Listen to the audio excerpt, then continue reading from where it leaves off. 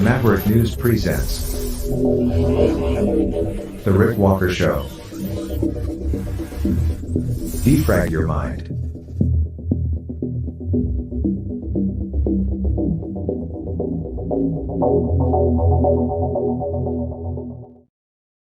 Good evening, Maverick family. I'm Rick Walker. Welcome back to the Maverick News Channel. Welcome new viewers from all over the world. Great show lined up for you tonight. Some exciting stuff. Couple of really special guests, one returning and one brand new. The first brand new guest we have up will be Brandon Pringle, a candidate for the Solidarity Movement of Alberta, the new party being led by world-famous Pastor Artur Pawlowskiś, who I'm sure you are all aware has been arrested multiple times and was even mentioned last night during the debate between Rachel Notley and Danielle Smith, the Premier of Alberta. So we're very excited to have Brandon on the program tonight. He will tell us what the Solidarity Party is all about out in Alberta, and we'll discuss his candidacy as well. Then later in the program, joining us will be Rhonda Jubenville, who many of you are already familiar with. Rhonda has been on the program a number of times. She is a local councillor in my home community here of Chatham-Kent, Ontario, but she again is making international headlines, this time with controversy surrounding her concerns about the way the Canadian flag is being treated. I think that what you'll hear from Rhonda tonight is that her comments are being misinterpreted, misunderstood, largely. And it has to do with a decision by a school principal and, well, actually multiple school principals and the school board in this area to fly a gay pride flag underneath the Canadian flag on the same flagpole. And she was just talking about proper protocol in that situation. So we'll talk to Rhonda about that, find out what's going on, because that has blown up into another gigantic issue. And we'll get Rhonda's comments, thoughts, and explanations later on in the show. She has been a very strong voice for freedom, a strong freedom fighter, and she's arrived on the political scene and is making a big splash at the municipal level in a way that has carried her voice forward internationally. So Rhonda coming up shortly. We'll also touch on the top news of the day, and it is, and if you're a person of faith or fragile sensitivities, please plug your ears because it is FU Friday. And, you know, it's not my show, it's everyone's show. And this is something that you guys asked for. So I'll let you have at it later on in the show. I'm sure you've been saving up your frustrations all week since last week's first debut episode of FU Friday. Well, this is the encore performance, episode number 2. This is your chance to give a big FU to anybody or anything that you think you can want to draw attention to. And I'm going to say that I better turn off that phone because somebody is trying to call me in the middle of the program. So stay with me when we come back. Our first guest of the night, Brandon Pringle of the Solidarity Movement of Ontario, the new political party out in Alberta. Don't go away.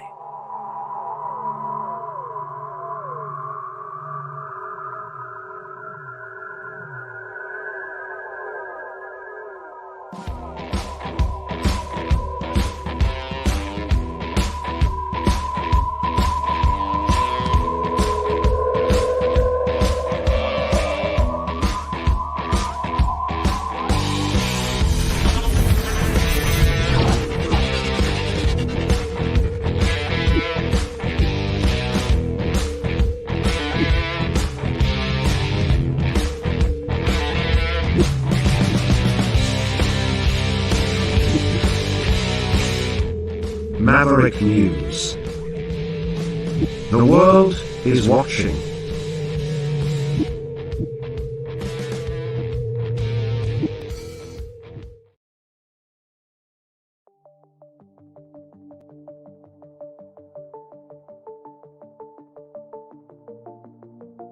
Greetings, brave Mavericks.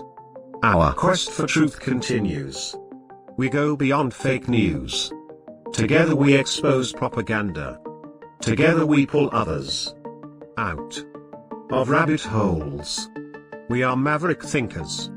We are all unique individuals, defenders of individual rights and freedoms, credible, trusted, grounded in reality.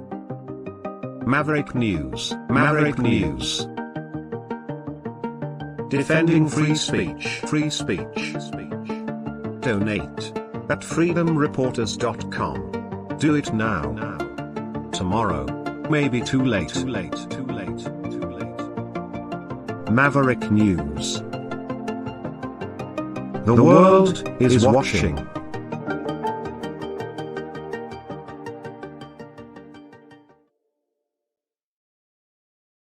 Okay, I'm back, and joining us live now, not far from Red Deer, Alberta, is Brandon Pringle. Hello, Brandon Maverick Test.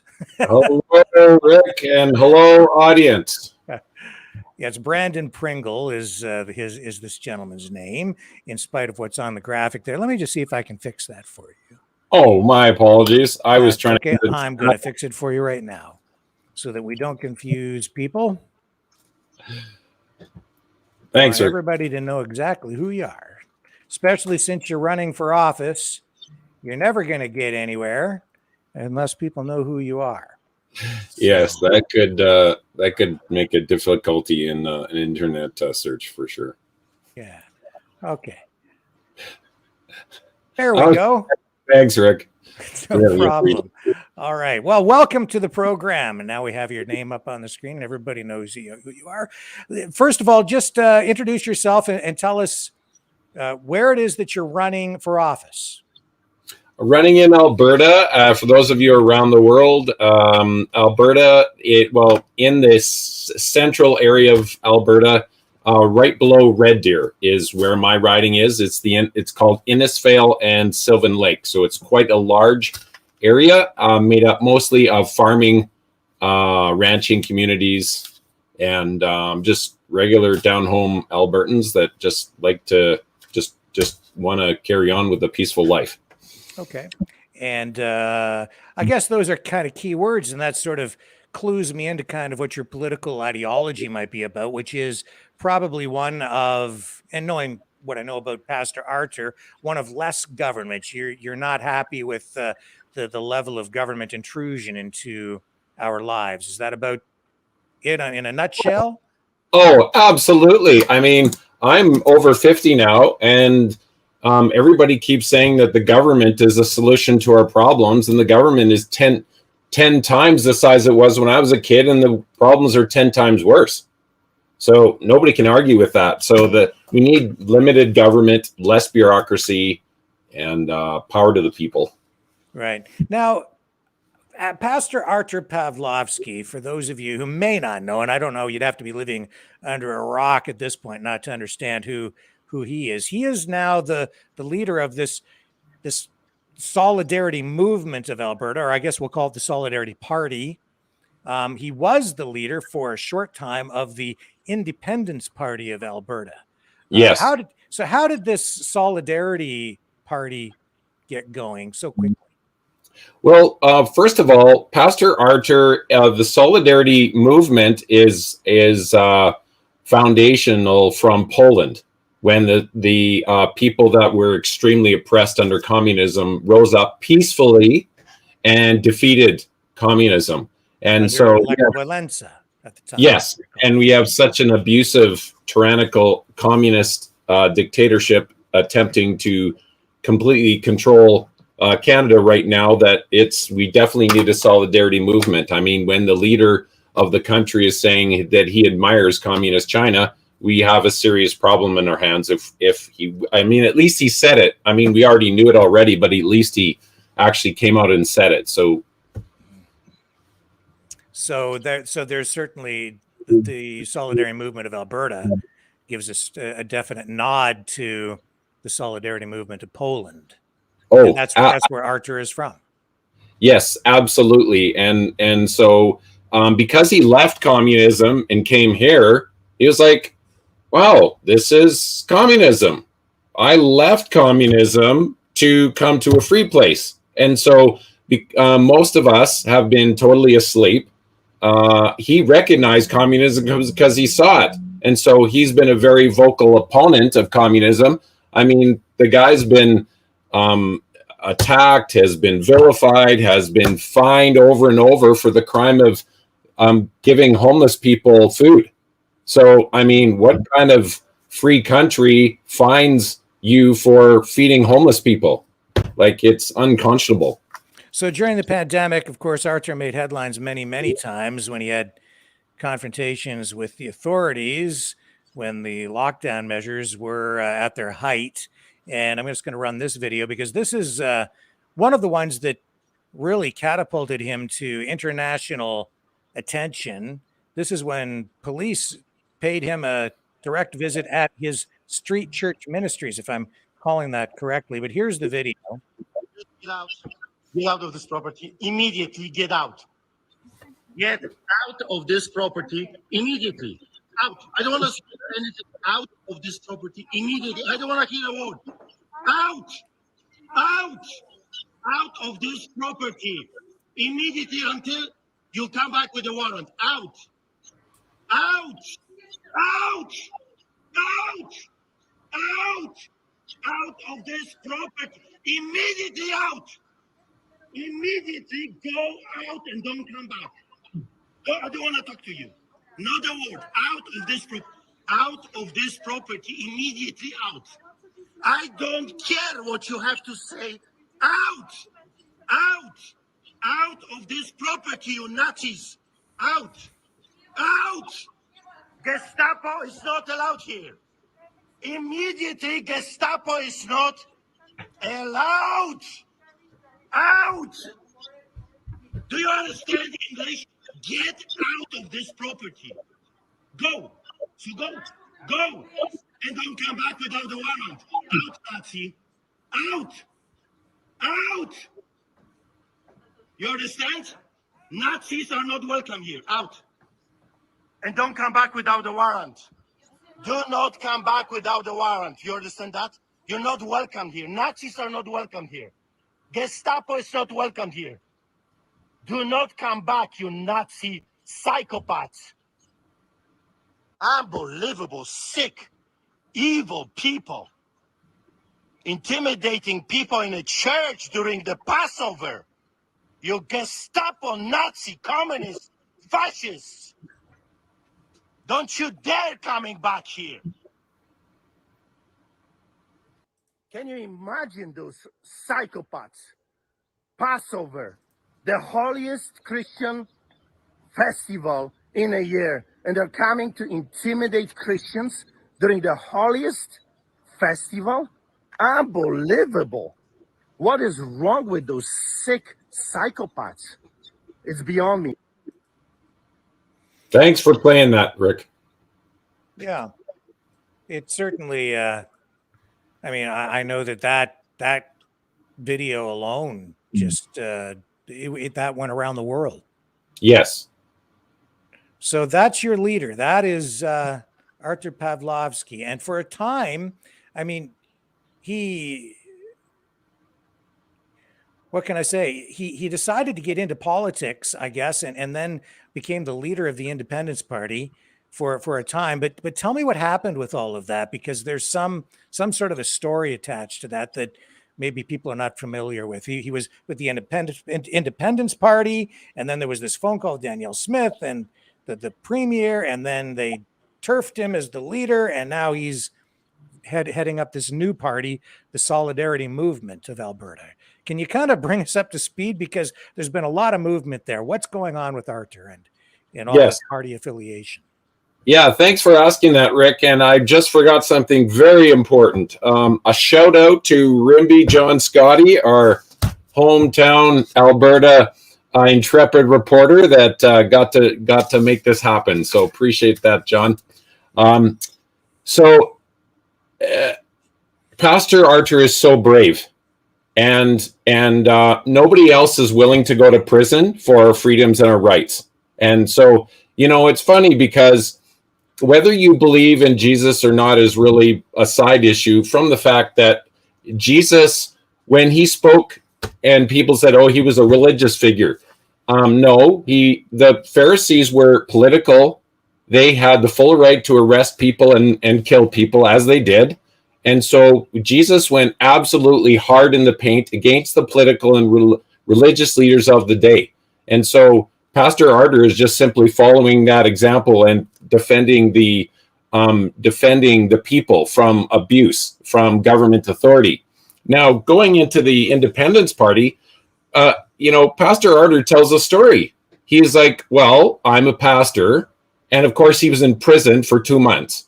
So more pastors have been imprisoned in Alberta than anywhere in Canada, and more attacks on freedom in Alberta and in Australia than any place in the world. And that is not an accident. The global overlords know full well that Australia and Alberta are free-minded people. So the idea is to crush us first so that everybody gets the message. Don't mess with us. You see what happened to Australia? You see what happened to Alberta? That's what's going to happen to you if you mess with us. So that's why the attacks are coming furious and hard here. So he's in prison for the crime of being a pastor and preaching. And so he said to himself, well, if I can't... Well, to be technical, I mean, that's not what they imprisoned him for. I don't really remember all the different charges. He said a wide range of charges from breach of conditions to, I mean, I don't even know what the charges are, but yeah, I mean, they have pandemic violations and lockdown violations. And yeah, they're all attacks on freedom of speech. Sure. Pretty much. So that need to be extended to everyone. But so he was like, well, if I'm going to be imprisoned as a pastor, well, they can't really imprison me if I'm a politician. So he was approached. He didn't go looking for this job. Somebody approached him and said, would you consider running for this party, for the Independence Party? And so he was like, well, I will. So I was there when he was elected, and he gave an incredible speech. And he says that I don't want to be a pastor. I don't want to be a politician. I want to be a pastor. And as soon as, if I am elected premier, as soon as a suitable replacement is found, I will resign. So then fast forward 8 months later to the annual general meeting. We're literally looking at 5 days before the annual general meeting. And the board just decided to boot him out of the party because they didn't like his politically incorrect things that he was saying. Now, it's just the party could have very well waited until the weekend to do this vote.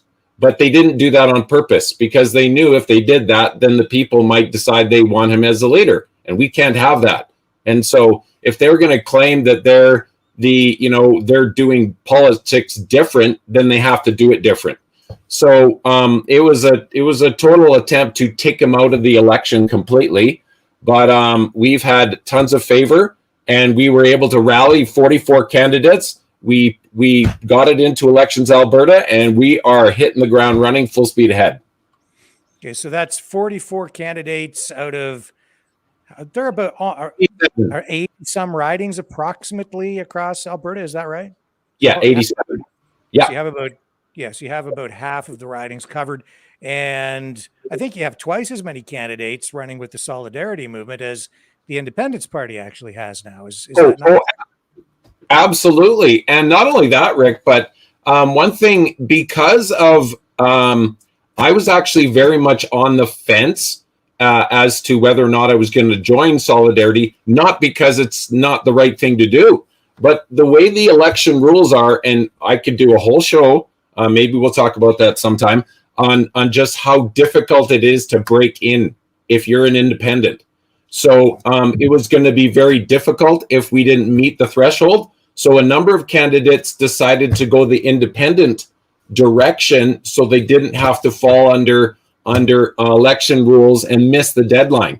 So I believe we probably have about 15 to 25 independents that are basically 100% have the same values that we have. And so should they be elected as well, we had an opportunity for a very powerful coalition. Okay, so you speak of values. can you kind of lay out what those values are, what the party platform is? Yeah, absolutely. So, healthcare. So, I mean, we need to fast track the 69,000 backlog of surgeries. This is absolutely unconscionable. $24 billion a year that we're spending on healthcare. And it's, I mean, the two ruling class parties, the NDP and the UCP, I don't want to give them too much air, but basically they have created the problem that we have right now. And it is just amazing to me, and actually that they have the audacity to claim that they're the solution when they've had 4 years, both of them, and we are in absolute crisis mode. I come from the business industry, and if you were given 4 years and you had this crisis, you'd have been fired long time ago. If you took over an NHL franchise or something and you had this losing record over 2-3 years, you'd have been so fired. So we need change. Okay. That's healthcare. What other areas of concern do you have? You don't have a full website up, I noticed, but you do have a landing page. And let me just bring this up here. No, that's that one. Here it is here. I'm just going to bring up the one-page website that is up. It is under construction. It says, but it does list some of the issues that you're highlighting as part of your platform. So maybe you can just kind of go over these or other parts of the platform that people don't know about. Right here off the top, it's saying that no more lesser of two evils. Lesser of two evils, still evil. Yes, absolutely. And I have, of course, my brochure here as well. Make sure I give you my email address. Sorry. I'm going over more values, right? Sure, that's fine. I mean, I was just starting at the top of the list there on the right. I got off, but yeah. You can talk about any other part of the platform you like. As far as I'm concerned, I just would like to let people know what you guys stand for, what you're about. So thanks, Rick. I just got off track a little bit because with all the election rules, it is so and the fact that Pastor Archer was ambushed at the last second. We had a working website before, so we basically had to create all the stuff from scratch, and there's very major election hurdles and other things. So so we're getting this up to speed as quick as we can for people. But near the end of the show, I'll make sure to mention. Well, actually, I'm going to just say it right now. Freedom 14921 at outlook.com. That's freedom 14921 at outlook.com. You can send me an email there, and I can make one more time, and I'll put it up on a banner for you on a graphic. Freedom 14929. Sorry, 14921. Okay. At outlook.com. Can you grab me the other one, babe? And so, crime and justice. My father-in-law is retired RCMP, and I love the RCMP. And so, but when we saw the jackboots on the ground in Ontario, now you're saying, okay, Brandon, you're being a little hype, aggressive with that phraseology. That's not my words. That's the words of the RCMP themselves, from the texts that were released when they were about to go out and attack the Freedom Convoy. So we need our own police force here in Alberta. RCMP are welcome. So my belief is that you just have to fill out a simple questionnaire. Are you for the Freedom Convoy or not? If they say no, then you can't apply for a police job in Alberta because you're not qualified. We can't all have people, and this might sound a little bit harsh, but Hitler didn't put a single Jew in an oven, and Hitler didn't put a single Jew on a train. The police did that. And so tyrannical governments have no power when the police don't go and do their bidding. So you're calling for the creation of a provincial police service, similar that's to what correct. Ontario has with the OPP. That's correct. And there's a bunch of freedom loving RCMP who are good people that serve and protect and have been bullied into silence. And so we welcome those RCMP to Alberta. We know that they'll do a very good job for our citizens. And we need an elected chief of police. We need to put an end to all this consistent political stuff. I mean, the tyrannical mayor of Calgary she told the police to go do something and they didn't do it. So then she tweets out her demands. And then all of a sudden the chief of police has their marching orders and off they go. I mean, it's great that you played that video, Rick, because it's very instructional. When you watch that video closely, you'll see something very important. You'll notice that the police officers, who are very well trained and know how to control a situation, all sitting in the background like scared puppies.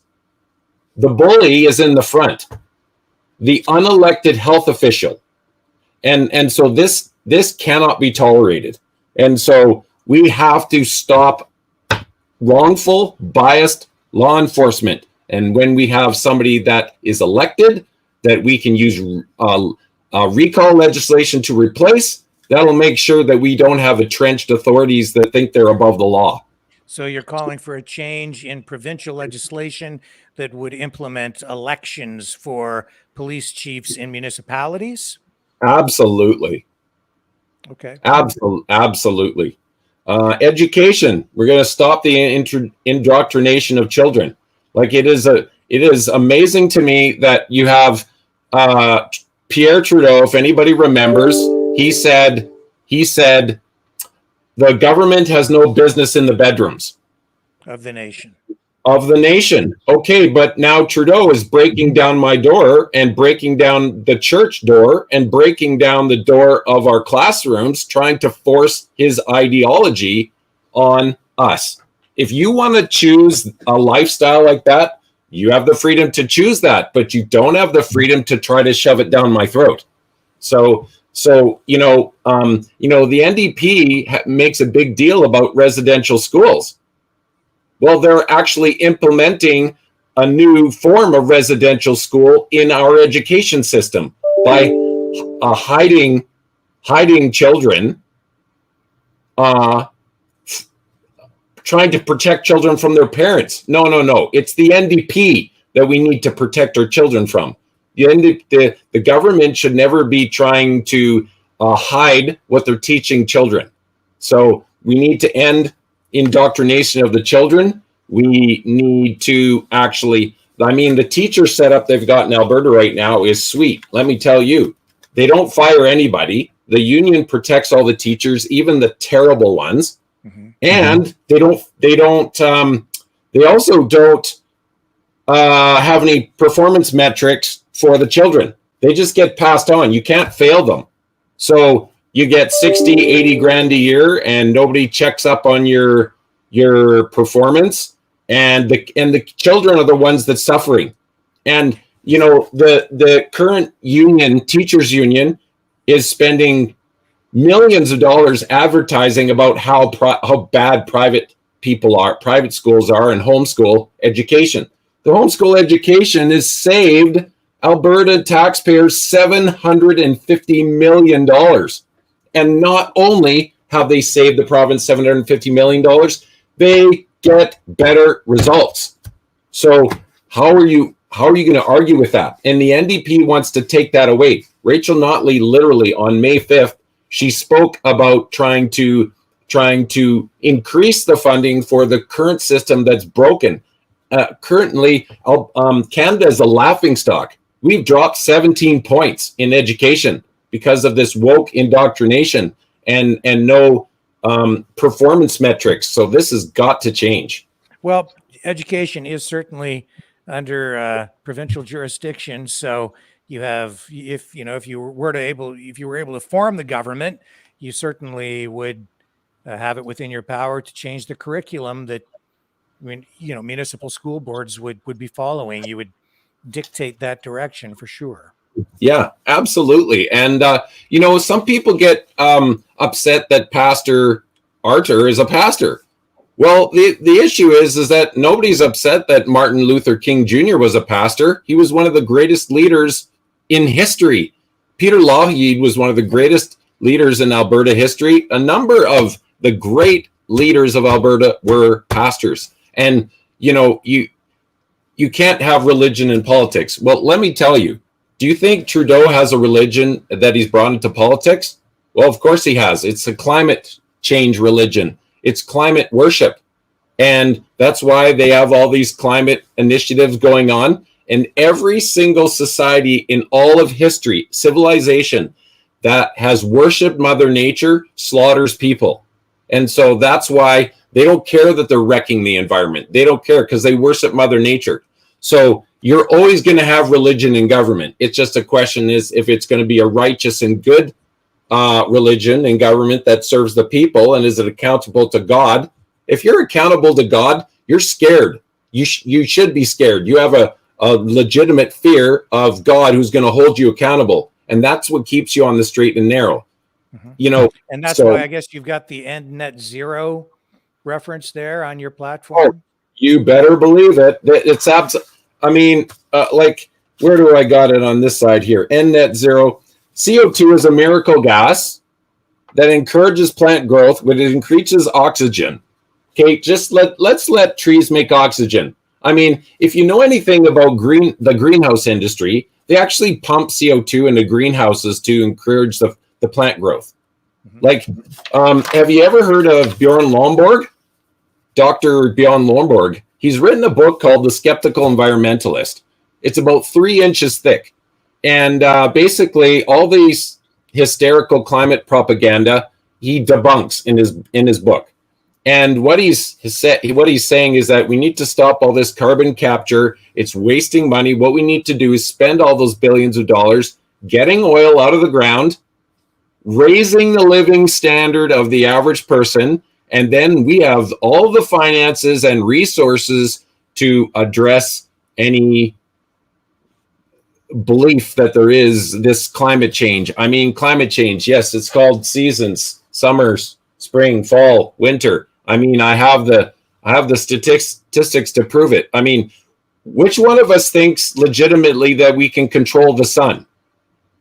Not me. I'm not putting my hand up on that. So we need to raise the living standard of people. And if we really feel at that point that we have tackle these things, then when you educate 1 billion people and take them out of poverty, man, that's a lot of human initiative and ingenuity that we can put towards solving these problems. Sure. I watched the debate. I couldn't watch it last night because we were on the air at the same time, and I didn't run it live last night, which maybe I should have, but I didn't. I did watch the debate between Rachel Notley, leader of the New Democratic Party, and Alberta Premier Danielle Smith. And of course, we're in the middle of this election right now, folks, in case you haven't clued in. But one issue that I did not hear mentioned even one time, unless I missed it during the debate, was 15-minute cities. But there it is right in the center of the list of planks in the Solidarity Movement platform. Yeah. Can you explain what your position is on that? Oh, absolutely. It's a completely attack on freedom of movement and control. I mean, you got it. Winston Churchill said, the farther you look into the past, the farther you can see into the future. And when the United States was created, their constitution, it was freedom of movement. Well, why? It was like, oh, that's duh. Everybody knows that we should have freedom of movement. No, they didn't. That many kings didn't allow you to leave the city. They didn't leave you allowed the country. If you could leave, you would leave. I mean, so they need the taxpayers and they need to implement the tyrannical rule. And so you weren't allowed to leave, just like communist China. So are you saying that it's your view that a 15-minute city is a prison? 100% open air prison. Absolutely. We're we're from sea to shining sea. Well, what's the point of having sea to shining sea if you can't? I mean, my sister says something very amazing. It's she says the difference between conspiracy and reality is 6 months. So every time, we were told we weren't going to have vax passes. 6 months later, we have vax passes. We were told, hey, you're never going to have quarantines. Well, guess what?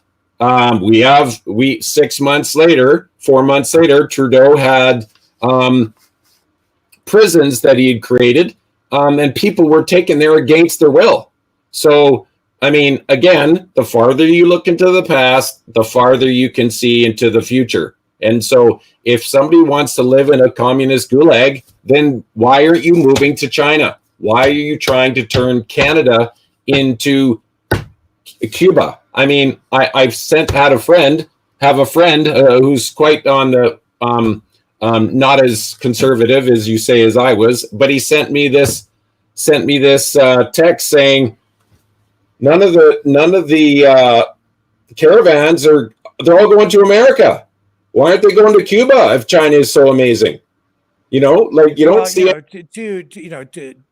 Respectfully, I see the 15-minute city issue differently than you do, and right. I respect your view on it. I don't personally think that they would be prisons, but I certainly do understand the restrictions on mobility that would come with the creation of these districts where they would be imposing taxation on people who drive into, beyond certain areas multiple times. It would be a different way of taxing people in order to alter their behavior and get people to drive less. And I certainly understand, issues surrounding surveillance and the use of digital technologies in a specific area.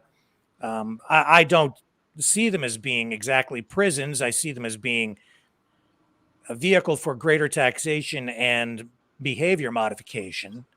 But so we're sort of on the same page. I think our language is a little different and our view is slightly different at the end. I think, I'm not quite there with you on the end game, but that being said, in this plank of the platform, it's saying you're going to outlaw 15-minute cities. So how exactly would you outlaw a 15-minute city? What would that kind of legislation look like? Well, if you ever heard of Saul Alinsky, this book here, Rules for Radicals, everybody needs to read this book. He lays out how it's a game of inches, and you just basically get this little law put in place, and this little law put in place, and this little law put in place, and they're the frogs in the boiling water, and then you got them, and it's too late.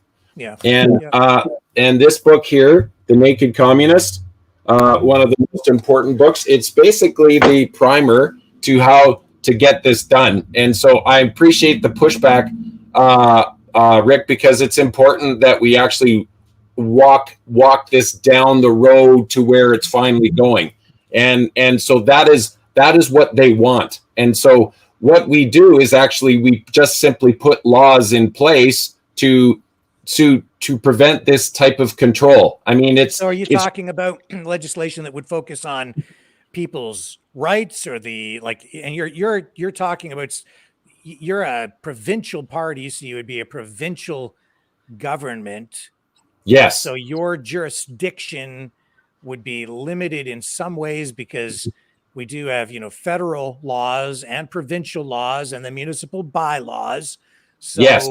You do have some jurisdiction there, but not total jurisdiction. That's so right. We're talking about new laws to govern the use of the digital technology, or is it specific legislation to govern or address people's rights, like charter rights and constitutional rights at a higher level? What does all of that look like?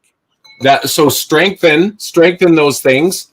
Elect judges also. Get rid of these activist judges that just seem to make up their laws. I mean, when you read the charter, it's like it's hardly worth anything because the judges don't enforce the charter. Which judges are you talking about?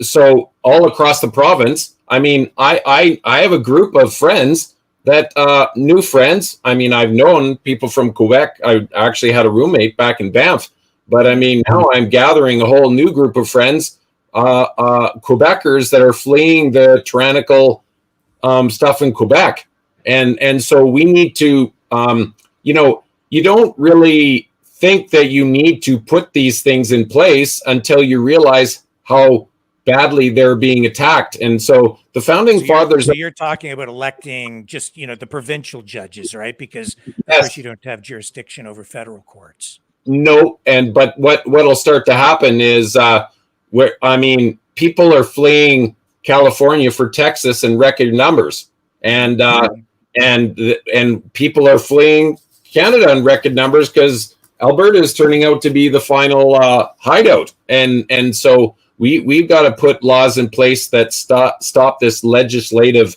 bureaucratic creep that's slowly just taking away all of our freedoms. Mm-hmm. I mean, that video that you played with Pastor Archer going in a church, that's actually illegal. That's illegal to do what they did, but no judge actually stepped up and enforced the law. They just implemented their own ideology. That is true. They're not supposed to enter a church when there's a church service in progress. They're not supposed to do that. So how are we doing for time, Rick? Oh, we're okay. Let's just keep on going. If Rhonda shows up, she can maybe join in on the conversation, because Rhonda's due to be here probably in about 15 or 20 minutes, but she'll fit right in. I'm sure of that. So yes. Well, okay. Thank you. So I don't want to talk too much about what everybody else is doing, but Rachel Notley just said she's going to do $74 million for arts. Are you kidding me? We have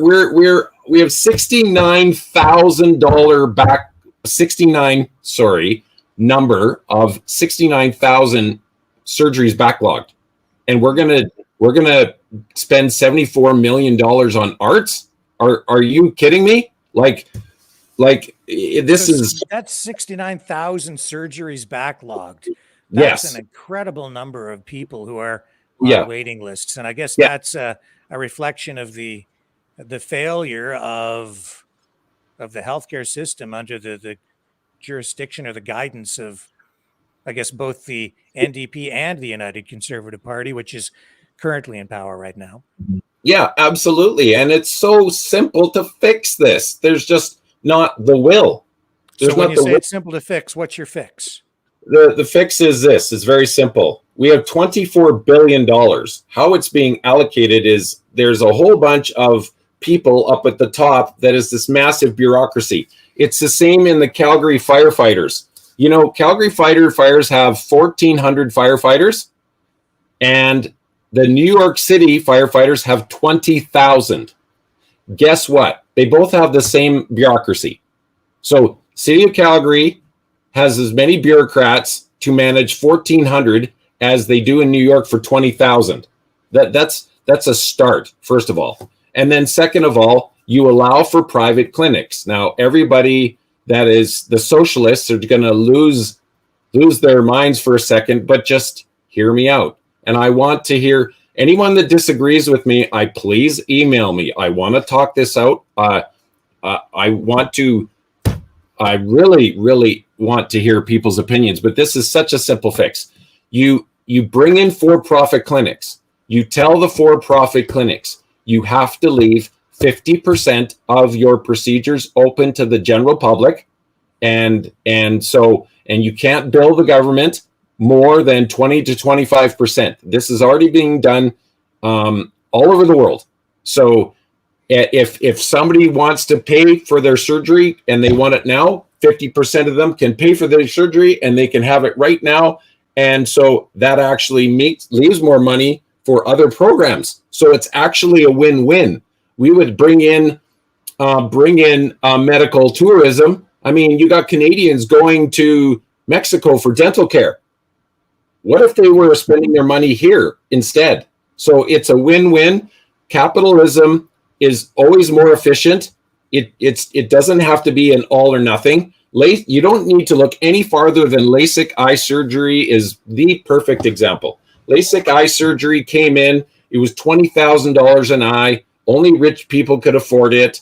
And then enough rich people bought it so that more doctors started doing it because it was profitable. And they had to spend their own money and they had to do it efficiently. And then more doctors started doing it until finally now it's down to like $2,000 an eye.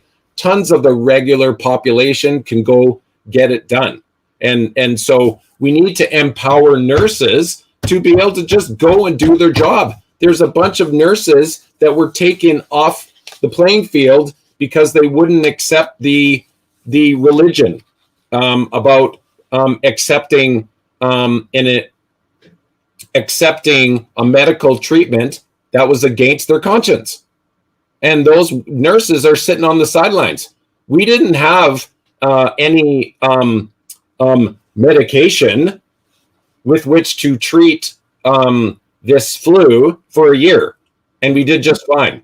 And that's why Jason Kenney got fired. He should have been fired. People say, well, I feel bad for him. He didn't know what to do. No excuses for that.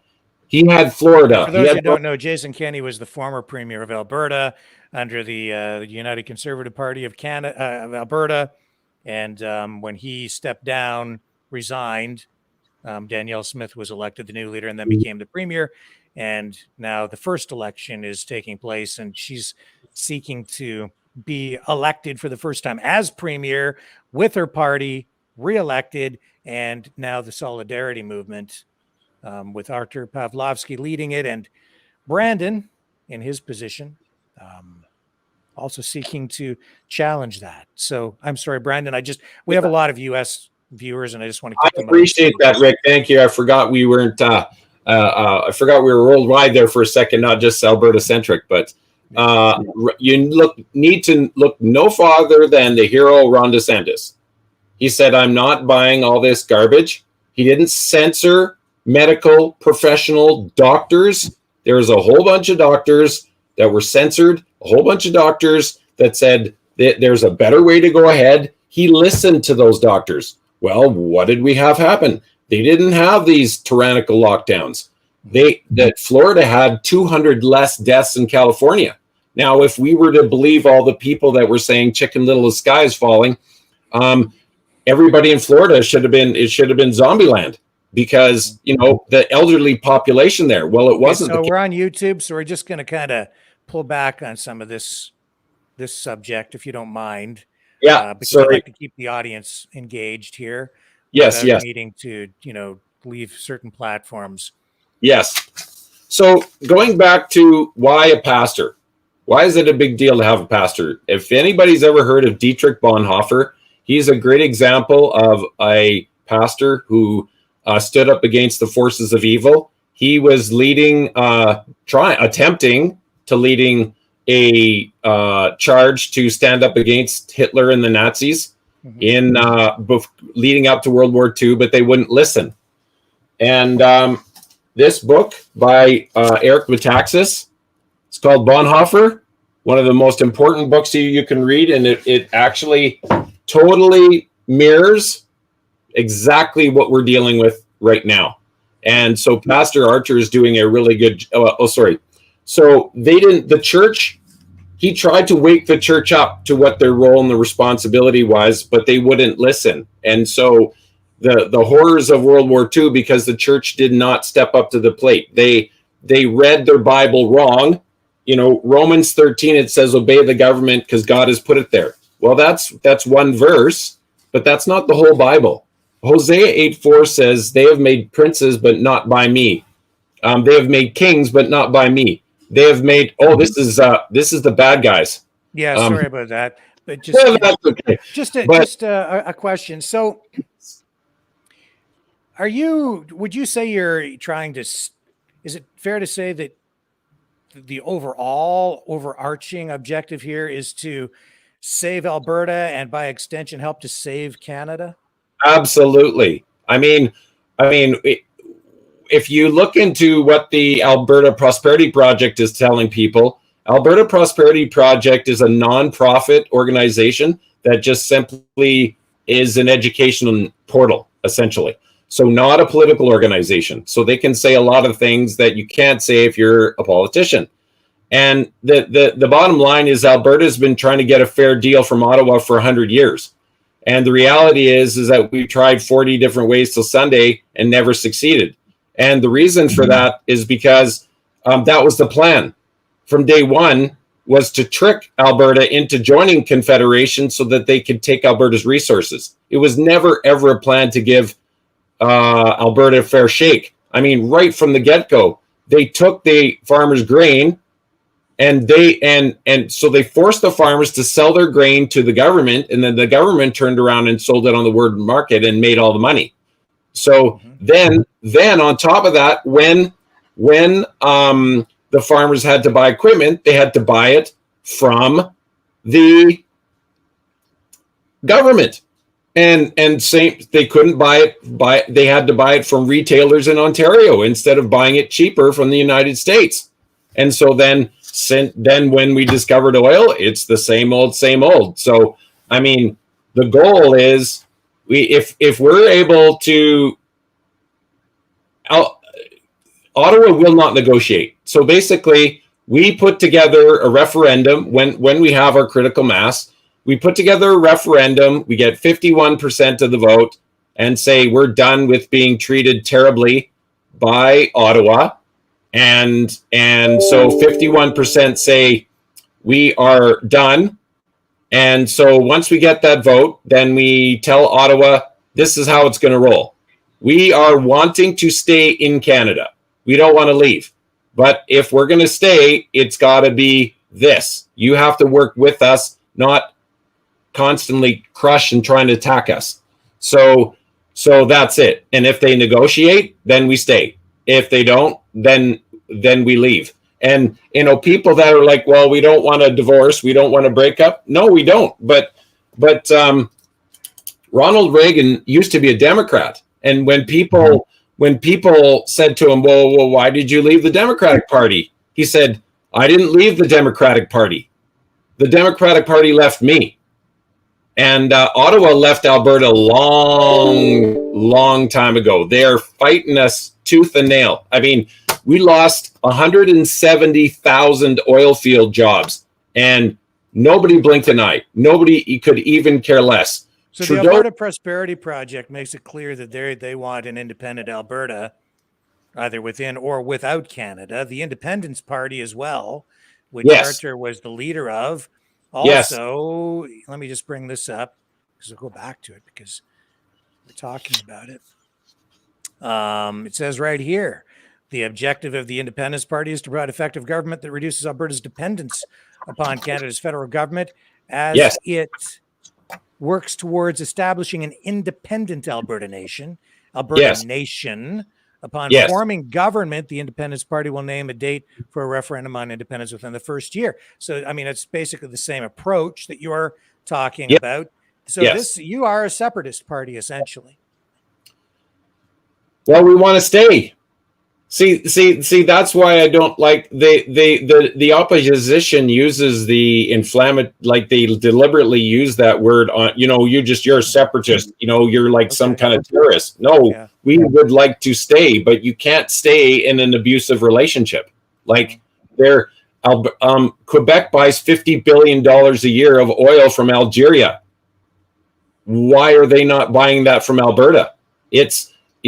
Trudeau allows Saudi tankers into Vancouver, but not Albertan. Like, you can't make this stuff up. They're absolutely attacking us from every angle possibility and trying to take us out.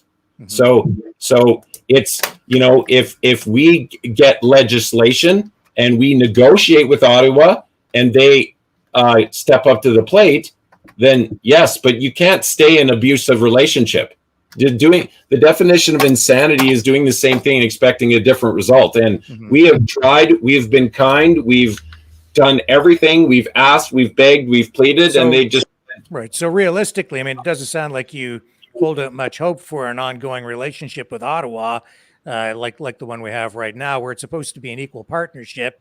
You feel like you're being abused, and it doesn't sound like you anticipate that the situation is going to improve. So the option would then be to potentially leave the country. Yes, it's anything but. We're the kindest, most friendly. Like everybody around the world that comes here gets white. That if you come to Calgary, you get white hatted. I mean, we're the most friendly, kind, welcoming people around. We're just being extremely mistreated, and it's time to do something. We're going to do something about it.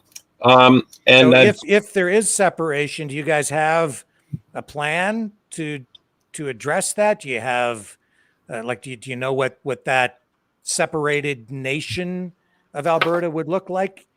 Oh, absolutely. I would want to direct people to the APP website because they're nonpartisan. And so, and I can spend a lot of time on that. I mean, how we get our oil to Tidewater. We've covered all those things. We have they have top level economists and other and constitutional lawyers that have worked this through. But I think that it's what's important. Most important is kind of cover more about the platform and what we're going to do for Albertans. But actually, it wouldn't be just Albertans, because once Albertans get this in place, other provinces are going to be going, oh, that's what freedom's like that. We want some of that. And it'll start to create change all across the country. We want to have tax revenues stay where they're generated. The municipalities have huge shortfalls, and it's because huge municipalities like Calgary and Edmonton get a higher amount of dollars, and they're not expected to manage and budget their money. I can't. You know, as we sit and talk about this, I take note of those flags behind you, an American flag, and what is the other flag? It's I can't quite make it out in the image. Yeah, that's one of the first. It's a 1776 flag, and it says when it has a quote from Benjamin Franklin. It says when government becomes tyranny, rebellion becomes duty.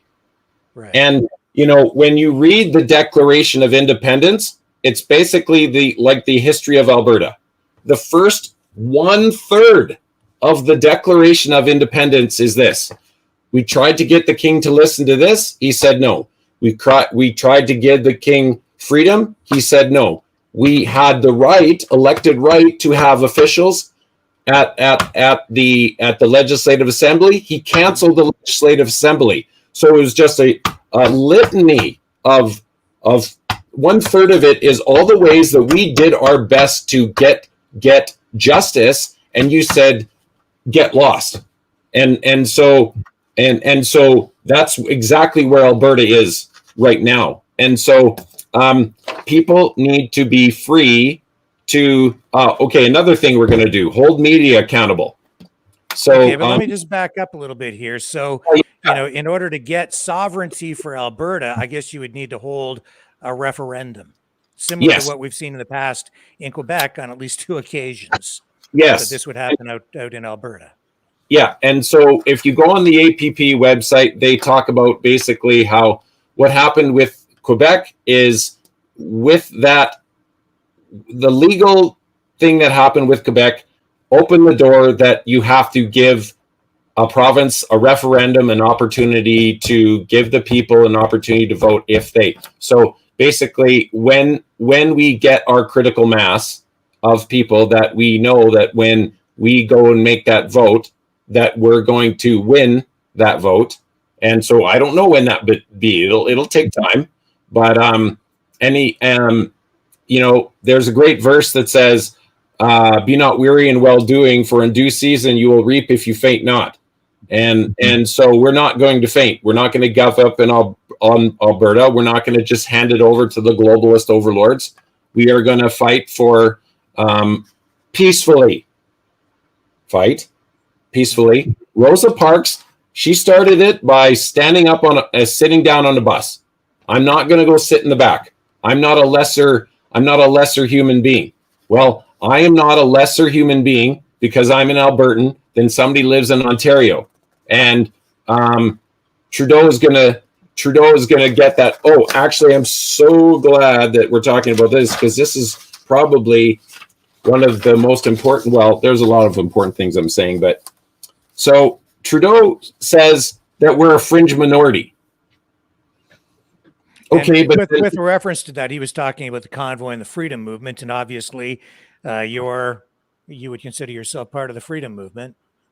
Absolutely. But then, okay, if we're a fringe minority, then why did you have to have jackboots on the ground stomping on 75-year-old ladies with walkers and and bringing in the War Measures Act? That the War Measures Act wasn't even brought in for 9/11, for crying out loud. So, well, we need to crush the fringe minority, the people that are drinking Tim Hortons coffee and eating Timbits. Like, it's absolutely ridiculous. I mean, my hat goes I take my hat off to the leaders of the Freedom Convoy. Man, did they do such an absolutely incredible job. And they did such a good job that they inspired peaceful movements all over the world. So the basis for your the vision that you have for this sovereign Alberta, separated from Canada, what forms the basis for that legally? It sounds to me like you're probably basing a lot of this on common law ideology. No, not at all. It's No? no. If you read, and that's why it's so important to, that's why I didn't want to get too far, because I know a lot about it, but I'm not the economist. I'm not the constitutional lawyer. I'm not the people that come and speak at the Alberta Prosperity Project events. But the constitutional, because I'm also not a judge as well, or a constitutional lawyer, but in my limited way of expressing it is, when Quebec attempted to separate and they failed, because there was a lawsuit basically saying that the federal government tried to stop, saying, Quebec, you don't have the right to do that at all. And so what the actual results that it came out of that was that actually, if Quebec were to get the 51% of vote of the people, it's a legally established principle by the Supreme Court. Right, but I'm talking about what comes after, right?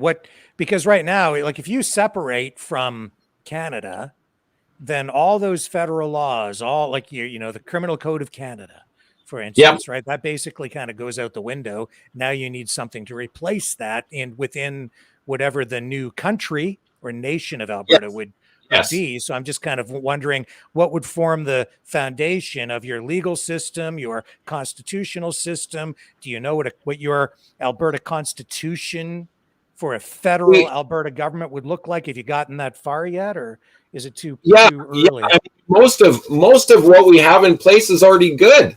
There's the only reason it's broken is because of the constant attacks from Ottawa. Attacking our sovereignty. But the provincial government doesn't have like a federal criminal code. So your provincial government may or may not then be tied to the monarchy. I'm sure that probably there would be a lot of people who would want to, decouple from or sever ties with the monarchy. And if that's the case, and I see, your American flags in the background, would this then create, instead of a federation, would you then have like a republic modeled after the United States, something constitutional along those lines, or what are you looking at? Constitutional republic. Now, yes, and so I mean, I don't want to get too far down that road, because I'm not the best person to answer all of those types of questions. But what I do know is that the 4 constitutional lawyers, the 4 economists, and the other leaders that have been advising Alberta Prosperity Project have really gone into great length to consider these things, and how we're going to get oil to Tidewater. There's so many. I mean, we could literally do a 3-hour show on that. I mean, you're talking about doing it peacefully and democratically, and I appreciate all of that. And I think that's certainly the proper path. And in my view, you have every right to explore those things. I can also see another side to this, though, and these are complex, philosophical and constitutional questions, but whenever anybody, whether they're in Quebec or another province, Alberta, whatever, if you start talking about separation, some people might even categorize that under the area of treason, because it's like, well, that person or that organization is anti-government, that's anti-Canadian. How would you respond to that kind of, and I'm just throwing it out there as sort of a challenge, right, for discussion. Well, absolutely, and that's with that propaganda. I mean, out of the book, like I was showing before, The Naked Communist, that type of stuff, and Saul Alinsky. That's the United Nations makes it very clear that if you are a landlocked nation, you have to give the landlocked nations access to tidewater.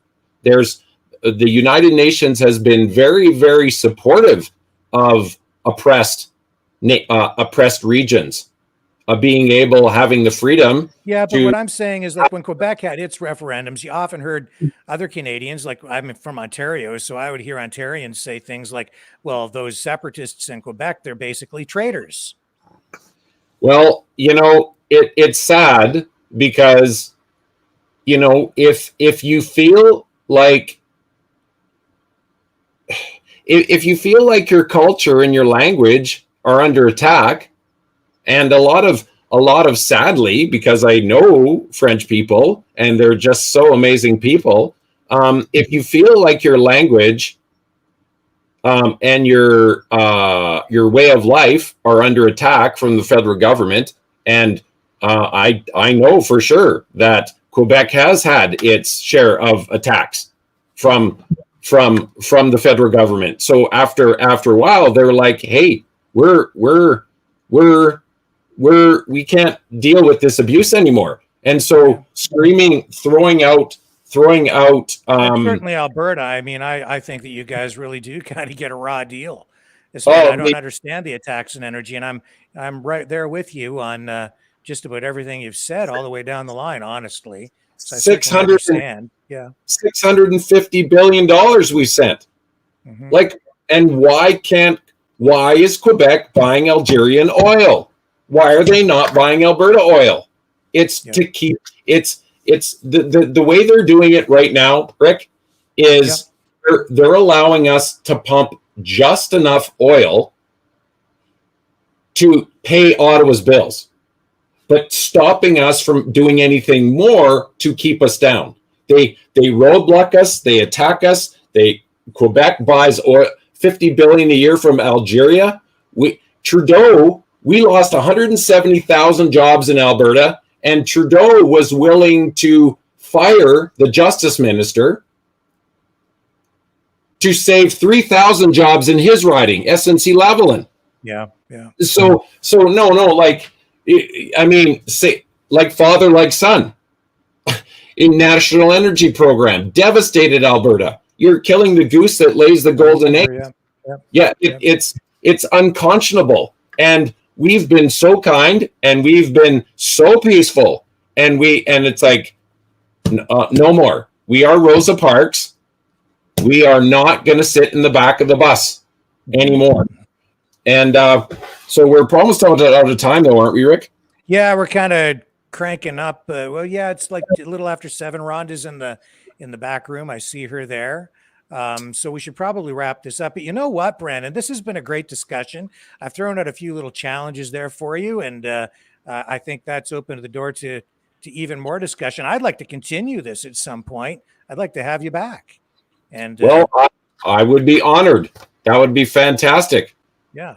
I think this has been a great discussion, and I think we're just getting started on some of the exploration here with regard to some of these issues. So I would certainly welcome the opportunity to continue this. So I'll tell you what, we'll wrap this up for now, but we'll message back and forth and arrange to get you back on here in the days ahead. Would that be okay?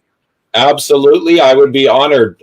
Thanks again, all to the audience, and don't hesitate to send me an email. And Solidarity Party, check us out online. And of course, again, another shout out to our intrepid John Scotty Rimby that did such a good job in getting this set up for us. So thank you. I greatly appreciate him bringing us together. And if you're looking for the website for the party, it is Solidarity Movement of Alberta.ca. Solidarity Movement of Alberta.ca. Brandon Pringle, thank you very much, and best of luck in the upcoming election in your riding of Innisfail, Sylvan Lake. Okay. Conservative stronghold right now, but you're going to challenge that and maybe turn it over to the Solidarity Party. Thank you, Brandon. We will have you back on in the days down the road certainly before that election date. Thank you so much, sir. Thanks again, Rick. Take care. Okay. See ya.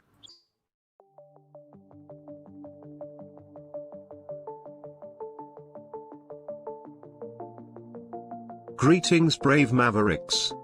Our quest for truth continues. We go beyond fake news. Together we expose propaganda. Together we pull others out of rabbit holes. We are maverick thinkers. We are all unique individuals, defenders of individual rights and freedoms, credible, trusted, grounded in reality. Maverick News, Maverick News. Defending free speech, free speech. Donate at freedomreporters.com. Do it now. Tomorrow may be too late. Maverick News. The world is watching.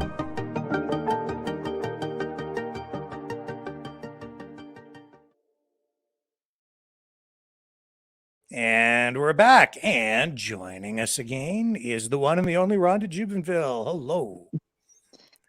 Hi, Rick. Hi, everybody out there. How are you tonight? I'm doing okay. You're stressed out.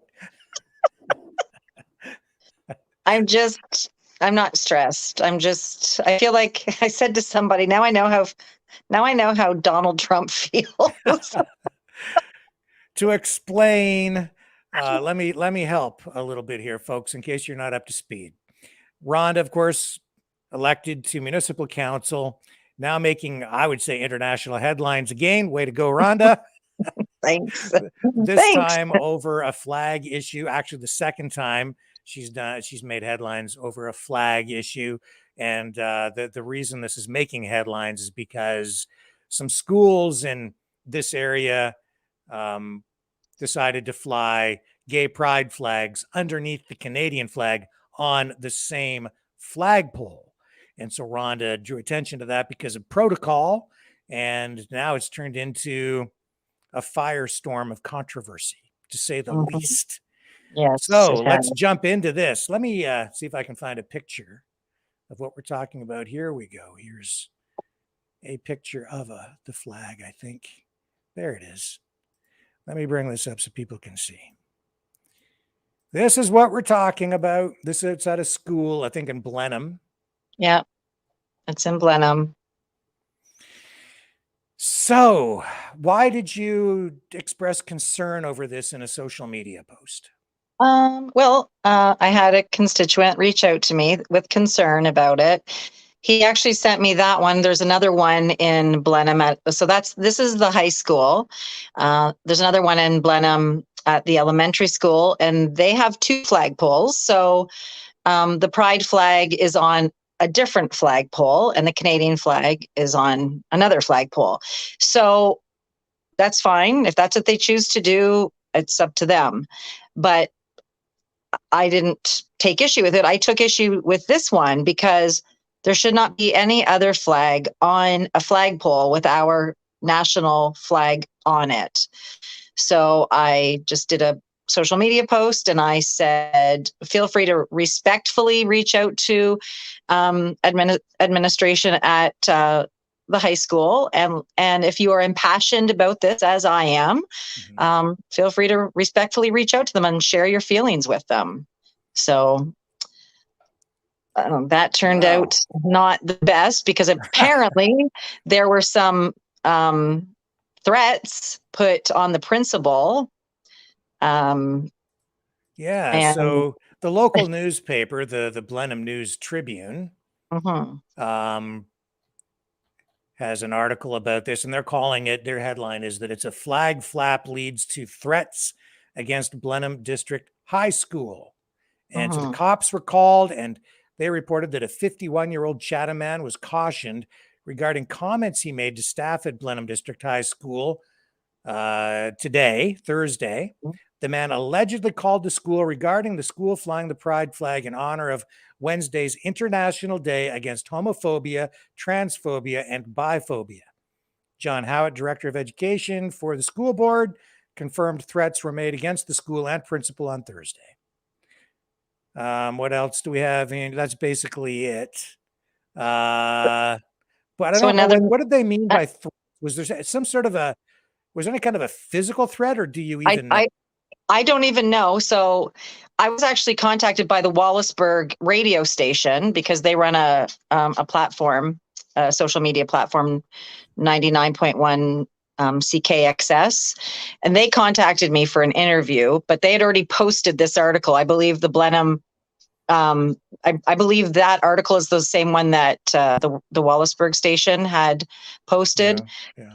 So they contacted me. I didn't know anything about it until they contacted me. And, I told them, I said, well, they were alluding to the fact that I was inciting hate and inciting these threats from this individual. Well, actually, he told me there was multiple people, but I've yet to see any proof of that. But he was trying to allude to the fact that I incited these threats. And I said, well, if that's the case, the police did not contact me. So I would assume if they thought that I was inciting violence or hate, they would reach out to me. But I have not been contacted about any such thing. Now, do you even know the guy that they're talking about? This 51-year-old guy? You don't even know him? No, I have no clue who it is. I don't know if he's a follower or a supporter of mine, or no, I didn't ask a name from, I don't even know if the Wallaceburg station even knows, nor did I ask, because I don't think they've released a name. Yeah, I condemn that kind of behavior. I don't condone it. I condemn it. And, but I'm not taking responsibility for it. They were trying to, he said, well, don't you find it very coincidental? And I said, well, perhaps it's coincidental, but I'm not taking any responsibility for another person and their actions. Like, that has nothing to do with me. So your issue with the flag was a protocol thing, not so much that the pride flag was being flown. It's the way in which it was being flown. That is correct. And that's what I told him. I said, it wouldn't matter what flag was under there.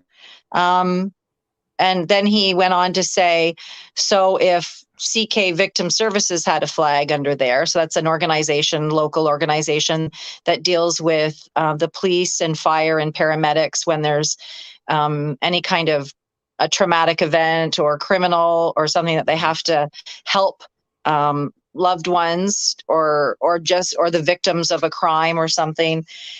He said, would you be okay if that flag was flying under? And I said, well, no, because the principle of this whole matter is that no flag should fly. And, he asked me why. And I said, because these flags, they create division, and that's all they do. I mean, they're creating division right now because all of this stuff that happened because of it. Not everybody aligns with the pride flag. Not everyone aligns with any flags. So, but they do align with the Canadian flag, or they should, and they do align with the provincial flag, or they should, and our municipal flag. So to me, it's a no-brainer. Just have those three flags, and we don't need all these other flags. Which goes back to this original motion that you introduced to municipal council some time ago, and explain to people again what that was about, because that's really where all of this started. Yes. So my motion was introduced. The reason for my motion is there was an organization that reached out to, we don't really have, first of all, let me preface this in saying we don't really have a flag policy here in Chatham-Kent, which isn't really a good idea. So it's been all willy-nilly. I think over the years, the mayor's office makes the unilateral decision of which flags go up and which flags don't. So there's never been a policy, and perhaps until recently, it's never been an issue.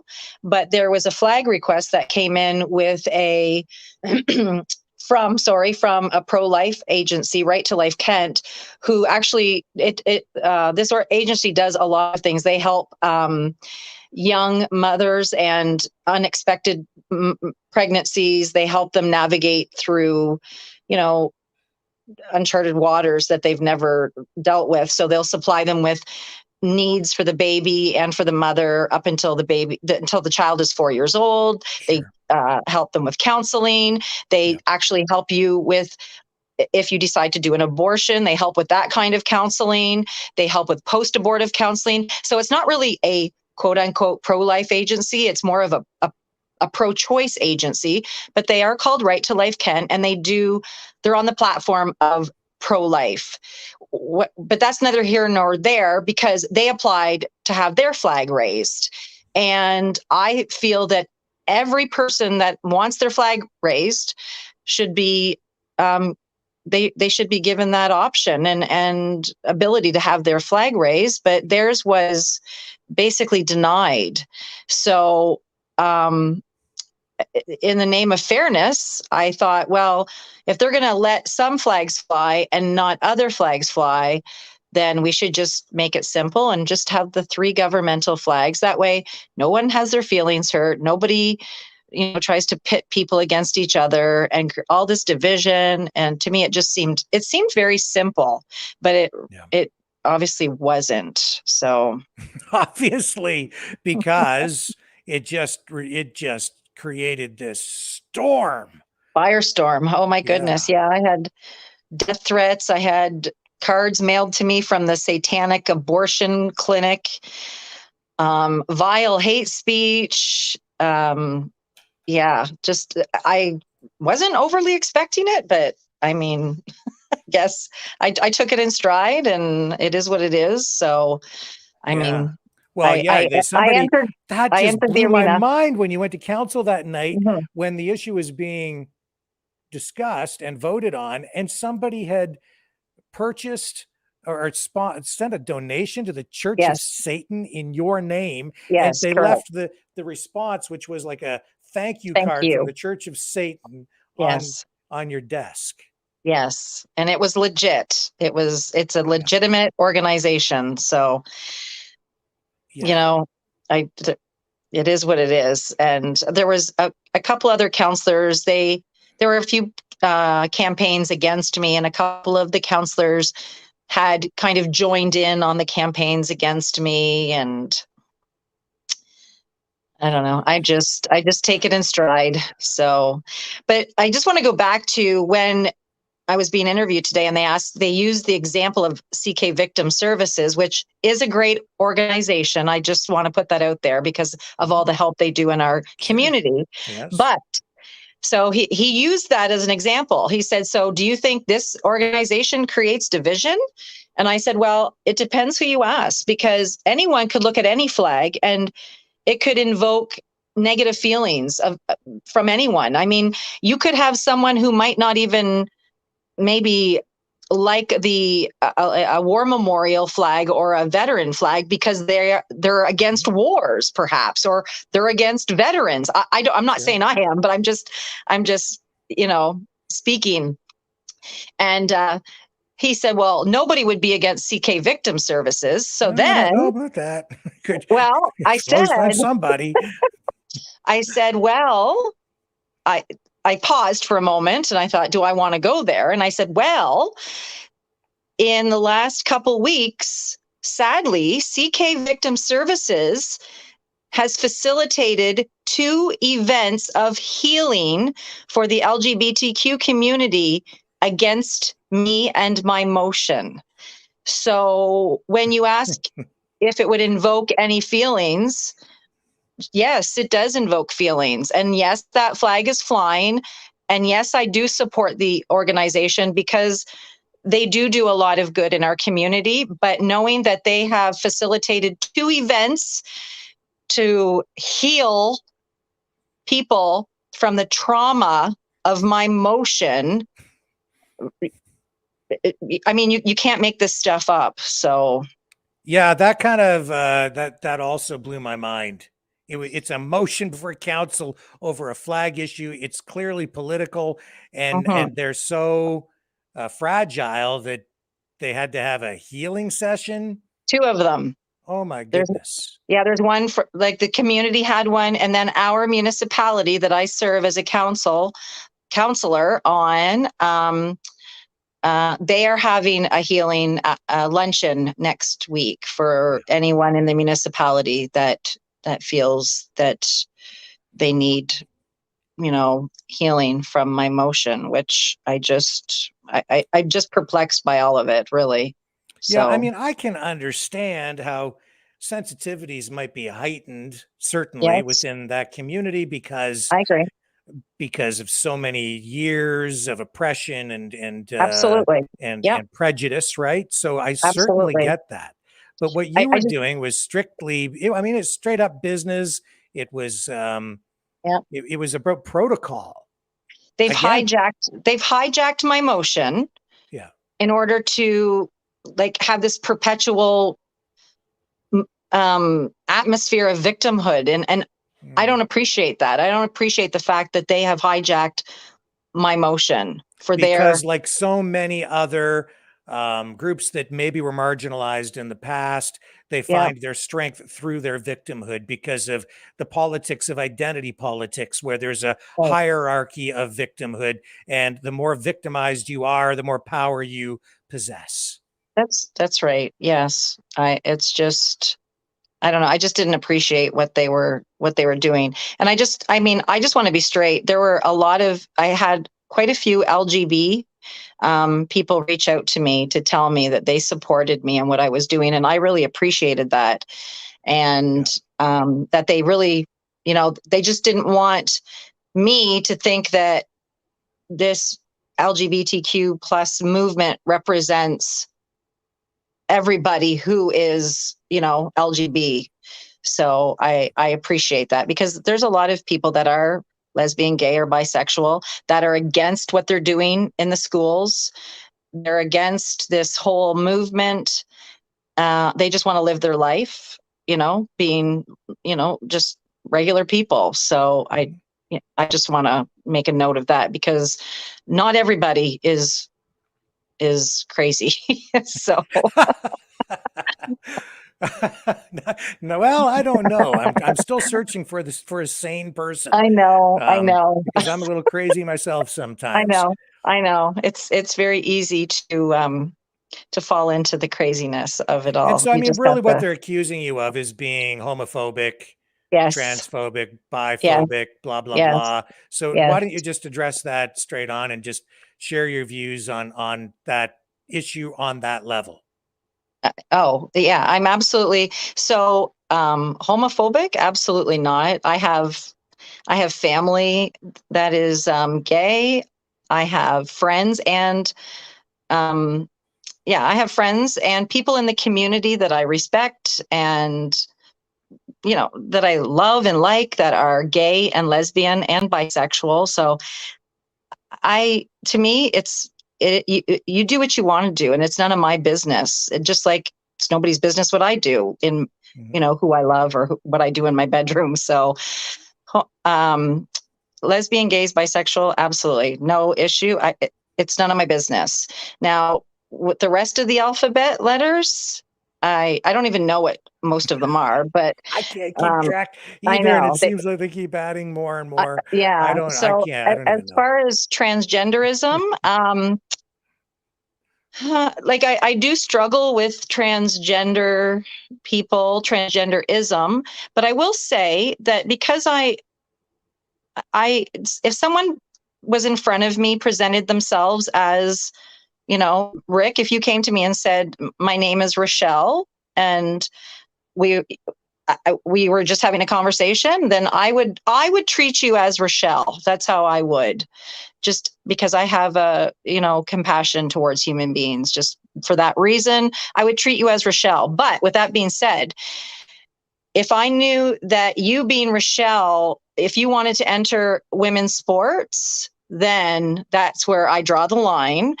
And if you wanted to enter into a woman's change room, I draw the line with that as well. So if you want to just be Rochelle and just go through life being Rochelle, that's fine. But women, men and biological men in women's sports is an absolute no. And these men going into change rooms, absolutely no. So, and all the rest of the letters, I don't really understand what most of them are, so I can't comment on them. That's political stuff, man. All the letters, to me, that's political, and I have not been able to keep track of it all. Well, either. I know 2S is Two Spirit, which is a First Nations thing. Indigenous, yeah. Right. I just think, and I think that whole movement has been hijacked as well. It really, like the whole LGB, I think it just started as LGB. It started in the 70s because of how horrific these people were being treated. And I think there was some catastrophe that happened that people died. So, and those people have fought to have a place in society and be treated with dignity and respect. And in all fairness, I think most people know somebody who is lesbian, gay, or bisexual. And I think for the most part, they have a place in society. And I don't think that they are overly discriminated against or ostracized. I don't know. I don't see it. And I'm not saying that they don't, but I just don't think it's as prevalent as it was, 20 years ago or back in the 70s. I think they have come a long way. So but it just seems like this movement is it's growing and snowballing, and more letters get added, and now it's in the schools. And where does it end? When is it going to end? And when is, I don't know. It's everywhere. It's in our faces all the time. And I don't understand why. Well, I do understand why, but I don't understand why we're allowing it to happen.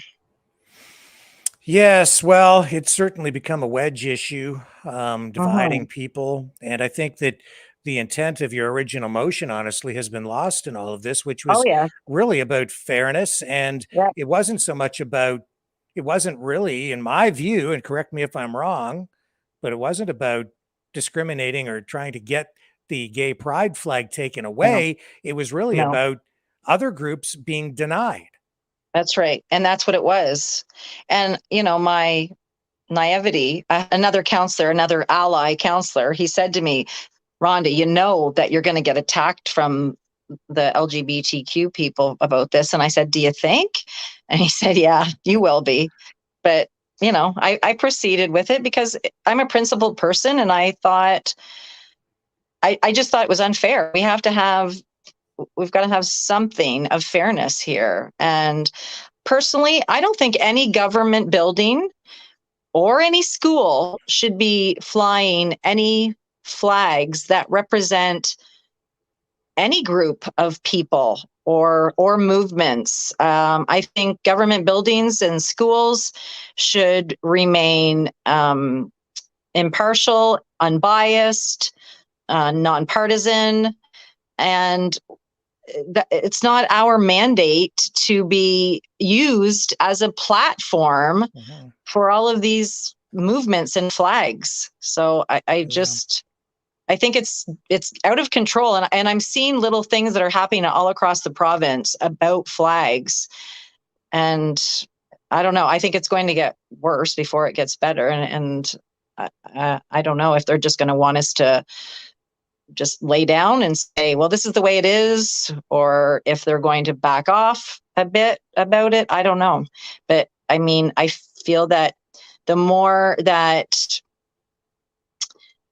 they encroach on people like us, and the more that we allow it, they just encroach a little bit more and a little bit more and a little bit more, unless people, speak up and say something about it. And if we don't, then they just keep on moving a little bit more into our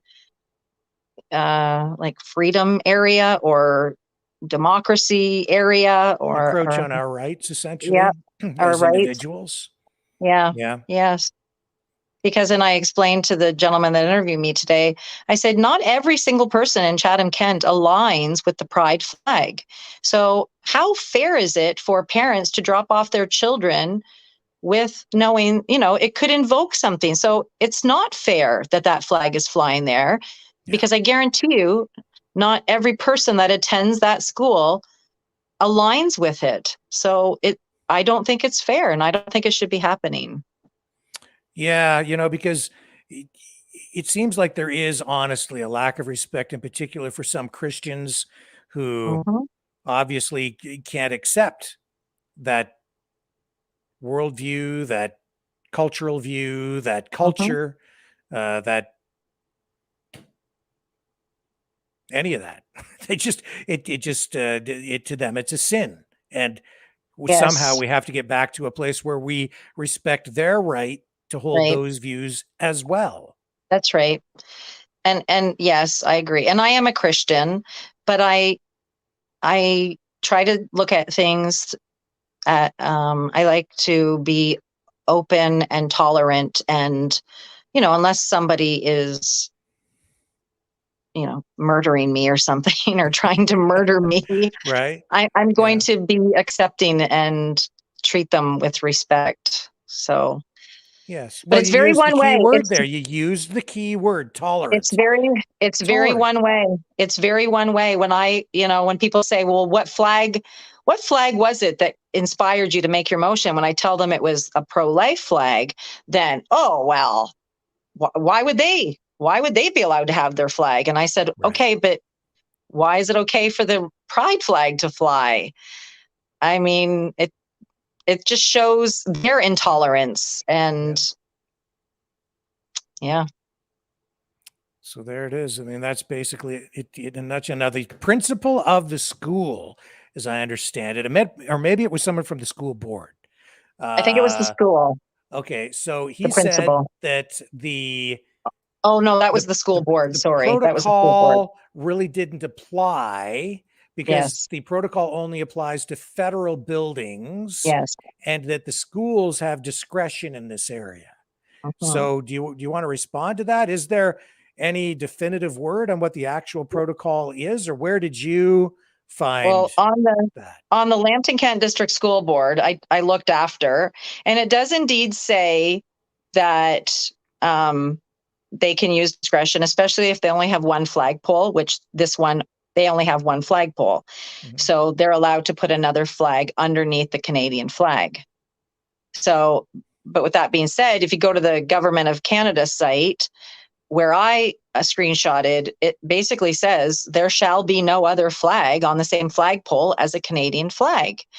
But then if you go down further, which the gentleman from the news said, well, if you look down a little further, it says it's not legislated. And I said, no, I never said it was legislated.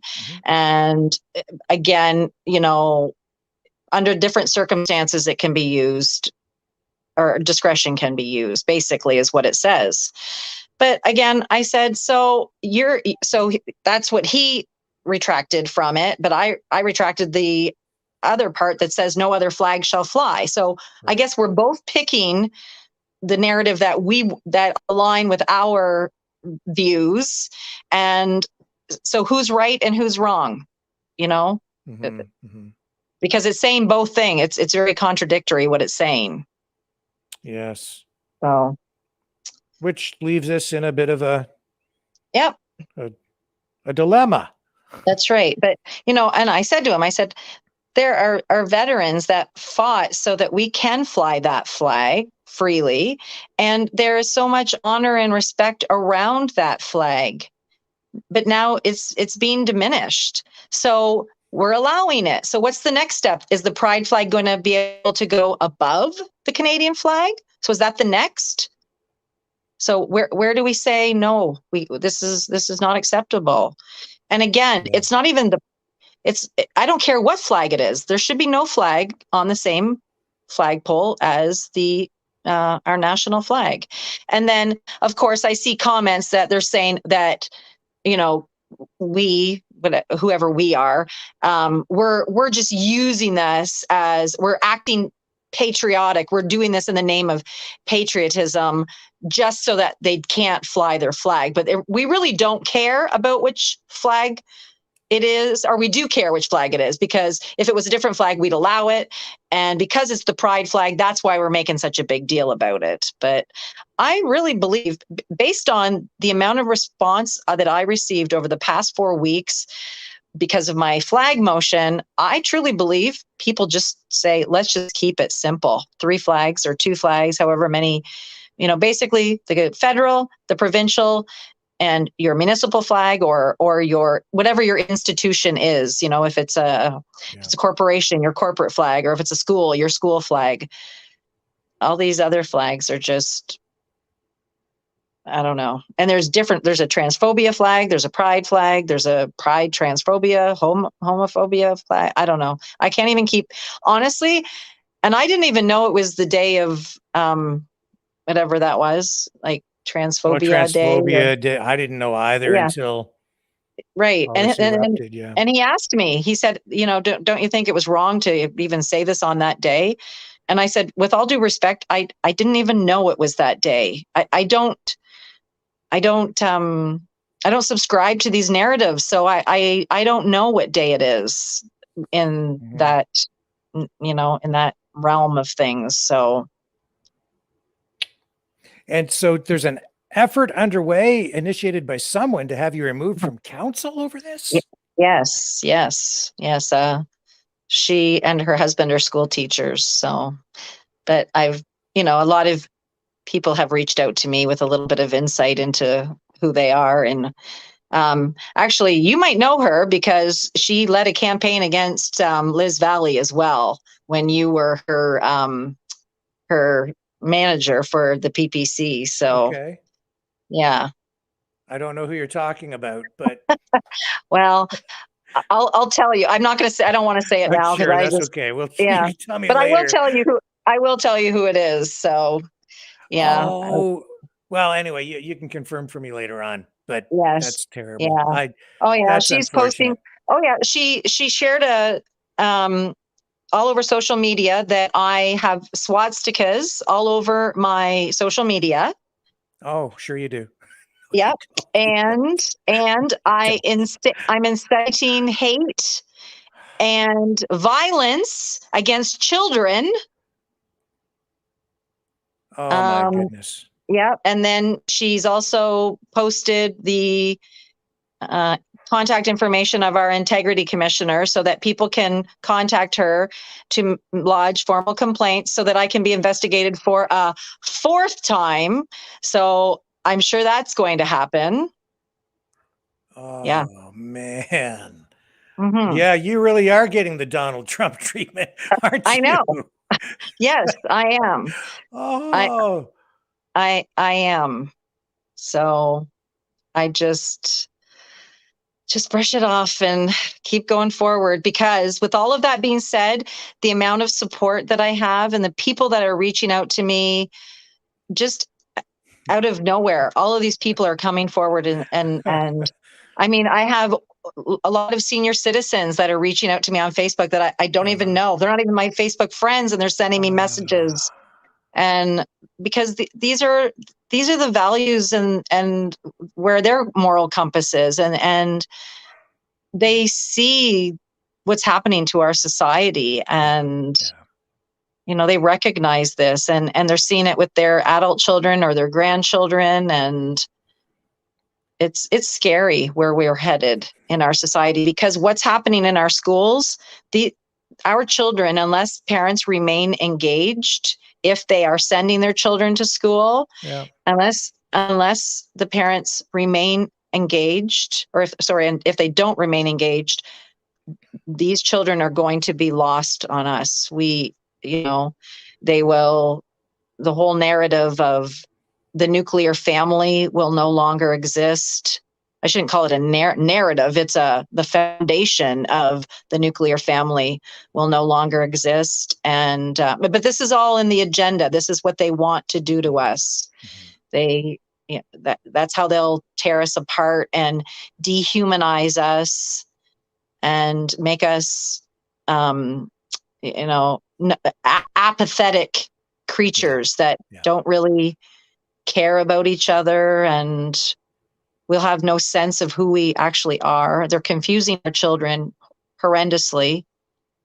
And they want you removed from council because they know you're making a difference. And they've pretty much, until the arrival of you on the scene, they were pretty much having it their way, because council here in this community had become very, very woke. Yes. No question. Well, there is one counselor and he's a longtime counselor. And when I arrived, and after, the very first session, they tried not to have "O Canada" played. So they had the land acknowledgement. And I said, where's "O Canada"? Where's our national anthem? So then, of course, they had to put it back in. So, and then he said to me, "You're going to be a breath of fresh air on this council." So, wow. So, yeah. I had forgotten about this, but did they do a drag queen story time at the schools here? I saw some reference to it, or there's one planned or something. So it wasn't in the school. It was, so our public school board here had a professional activity day, and a few teachers in the school board, because, a lot of these teachers, they don't believe what's going on, but unfortunately they feel they don't have a voice. So they just go along with it, and they water down the curriculum as much as they can. Anyway, a few teachers reached out to me to let me know that the public school board here was the professional activity day was centered around inclusion, diversity, equity, all those buzzwords. And there was about 10 workshops. They were all optional, but there was 10 workshops that the teachers could choose from. Yeah. And some of them were pretty out there. One of them was a drag queen story time, example. So the one teacher said, I said, "So what does this mean to you?" And she said, "What it means to me is when they're presenting these workshops to us, they want to see how it's received by teachers. And if it's received well, then they'll start putting it into our classrooms." So that was her interpretation of it. I have no idea. And I guess there were a lot of people that went to this workshop of the drag queen. So I don't understand why we need drag queens reading to our children. I find it odd. I don't see any educational benefit.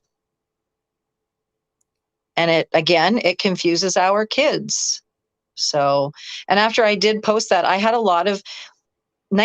a lot of fathers that reached out to me, asking me for direction. What should they do? They don't want their children being subjected to it. And so if anything, I'm just trying to wake some people up, because there are, and in defense to these people, they're young parents.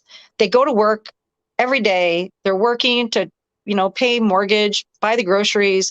So they don't know what's happening in their schools. They don't know this. And the one, actually 2 dads said, we had a very interesting conversation around the dinner table. And he said, "My wife and I had no clue that this was happening in the schools."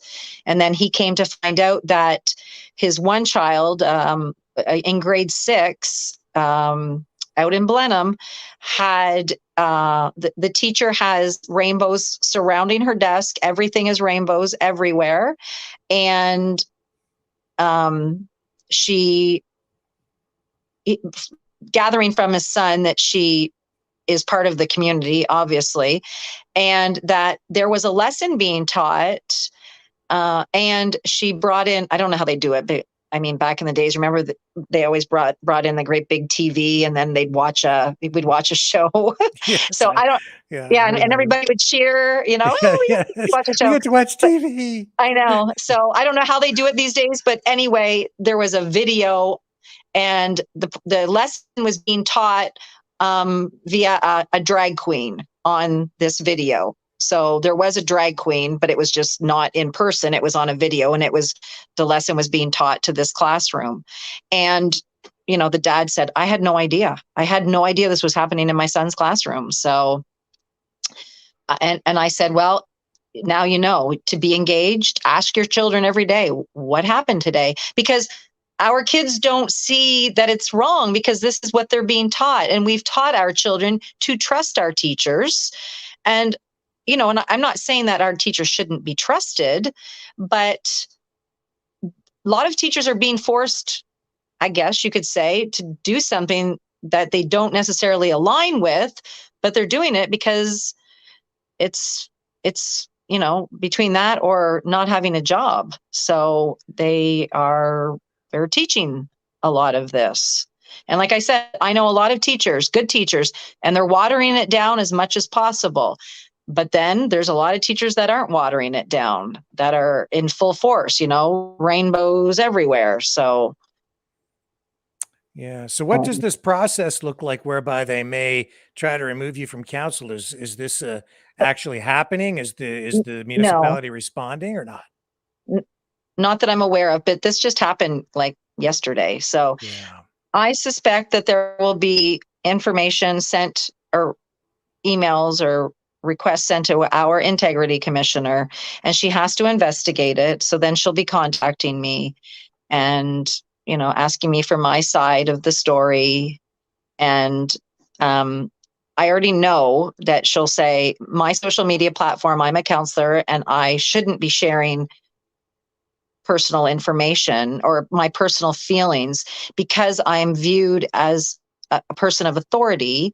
So, this is what she'll probably end up saying to me, that I shouldn't have done this. And I cannot be removed from council. It's extremely hard to remove a counselor from municipal council. For example, there was a counselor in Ottawa last term, and he did indeed commit sexual harassment against a staff member, and he couldn't be removed. He stayed. They asked him to willingly leave, and he wouldn't. He stayed on right till the bitter end.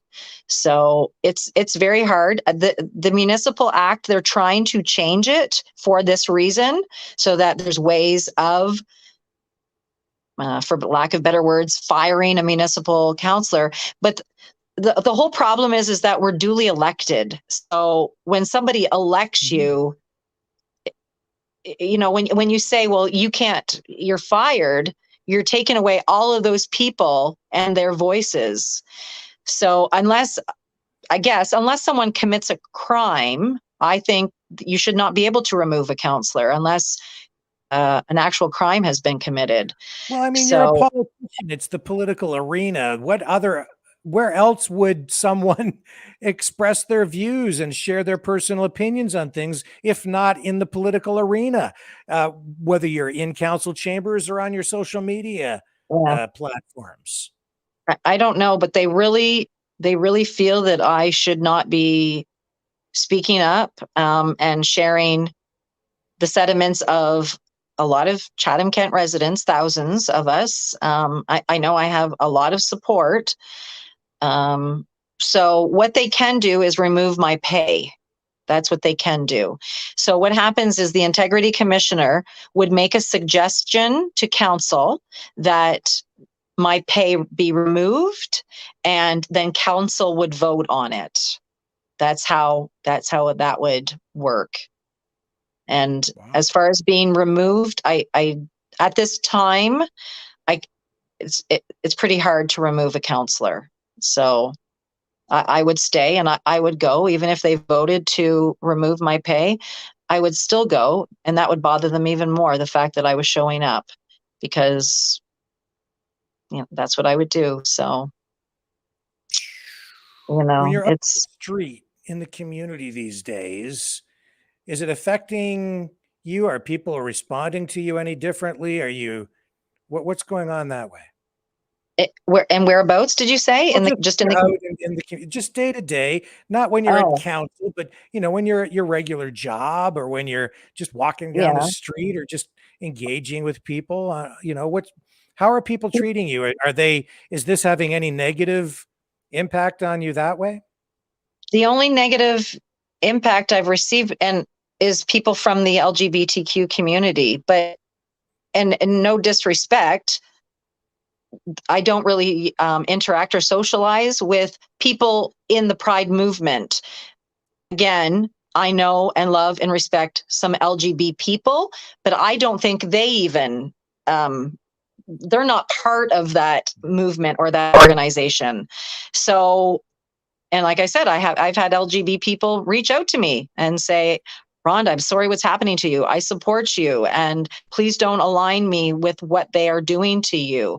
I've received a lot of support. I have, like, I've had a lot of pastors and a lot of religious people, Christians reach out to me.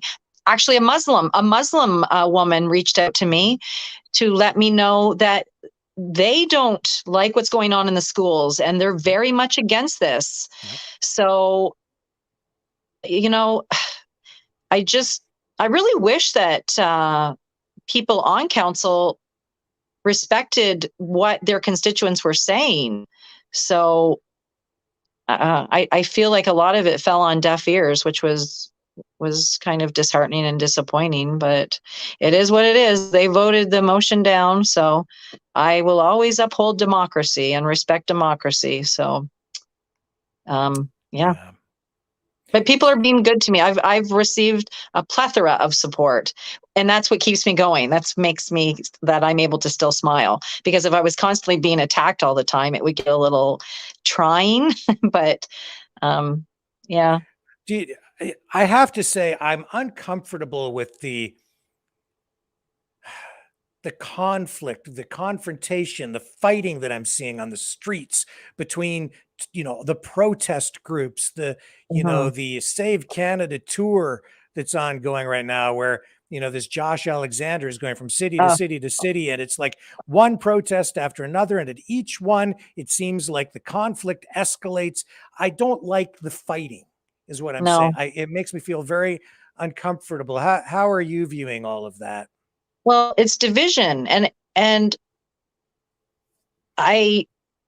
but this is what our government wants. They want all of this division. This was all a master plan to divide all of us. And no, I'm not comfortable with it. And that's what I said today. I said, these flags are divisive. We have to stop with them. And once, in the wise words, I believe it was Morgan Freeman, when they asked, how do we stop racism? And he said, stop talking about it.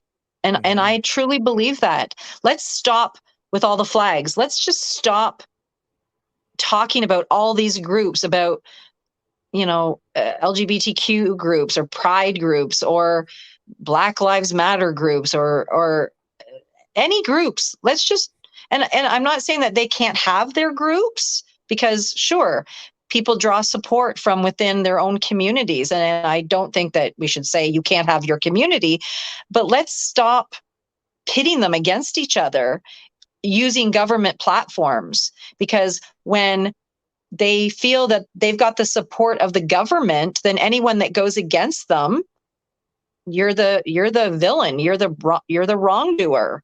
Yeah. Well, you know what it is. It's like that's what I'm being made out to be, is I'm a villain. So but I'm not. It's I think back to a speech that Justin Trudeau gave, where he said, we have to move beyond tolerance. And I thought that was the strangest thing to say. Yeah. Well, here it is. Right. This is exactly what you get when you move beyond tolerance. Yep. What you're getting is forced endorsement. You have to become that which you were formerly just tolerating. Now you have to embrace it through coercion. If you don't like it, you have to accept it anyway. Well, is that Josh Alexander? Aren't his parents, don't they work for the school or the school board? And they've been I don't know. I believe they've been dismissed. Yeah. Oh, is that right? Could be. Yeah, I'm pretty sure both of his parents either work for the school or the school board, and they've both been put on a leave of absence. I don't know. I wasn't aware Yeah. of that, but that may well be the case. Yeah. Not So, and familiar there's enough. there's another thing. I mean, what really did the guy do? What did he do? He just Yeah. said there's a boy and a girl. That's all he said. And now, yeah, it's pretty sad. Well, Rhonda, is there anything else you'd like to add or think that we might be missing with regard to any of this tonight? We've covered a lot of ground. Yeah. No, I think until next time, I'm sure there'll be a next time. I'm sure there will be too.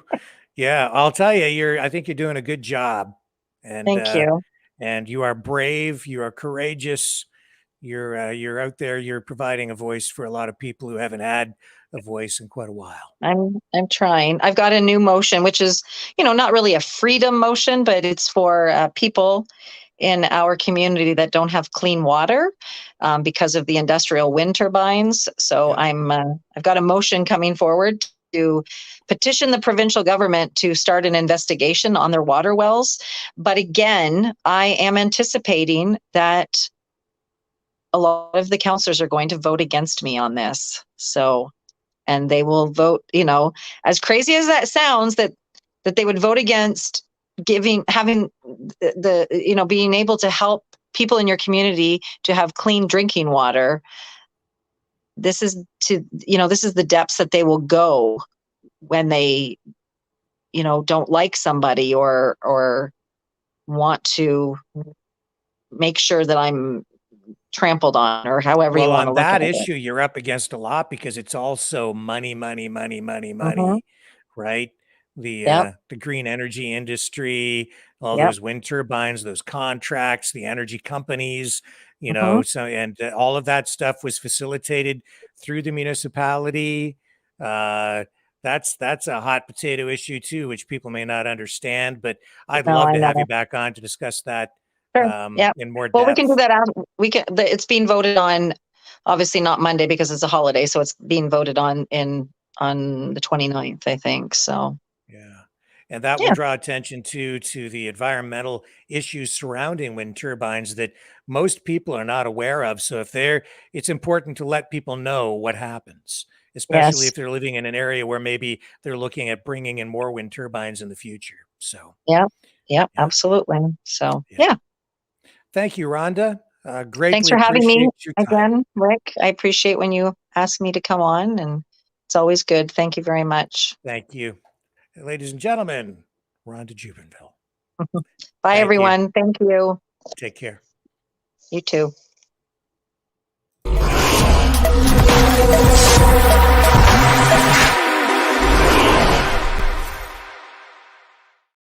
Okay, we'll be right back after this. Do not go away.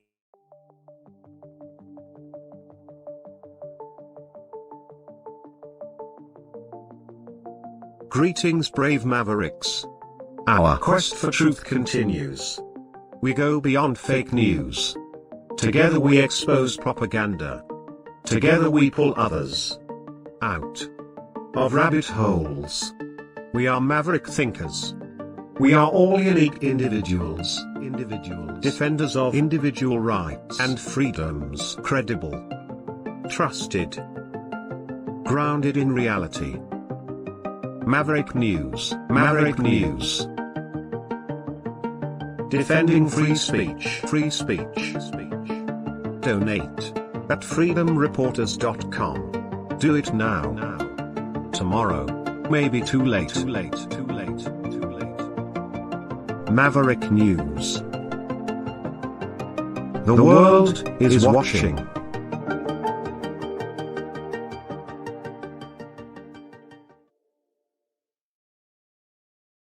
Okay, I'm back. And if you would like to support the channel, you can do that by donating at freedomreporters.com.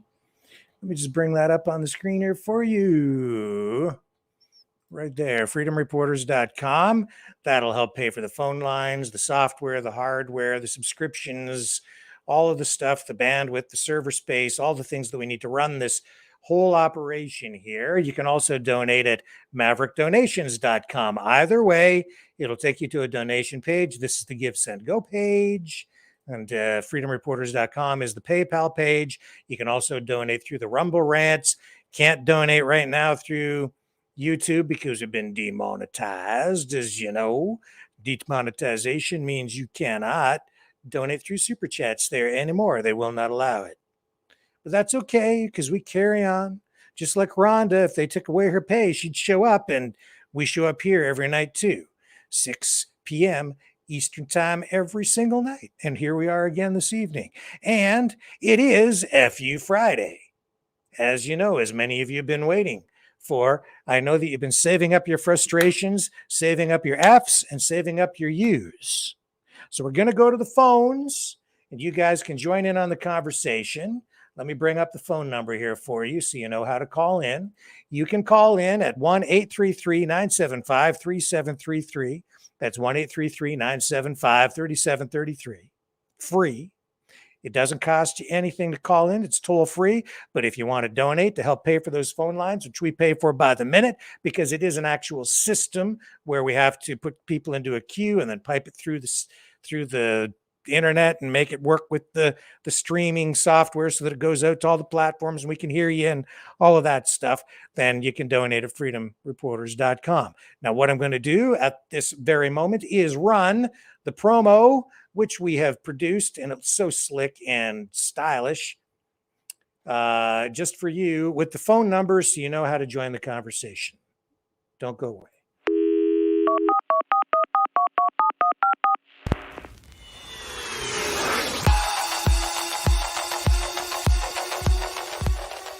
Join the conversation.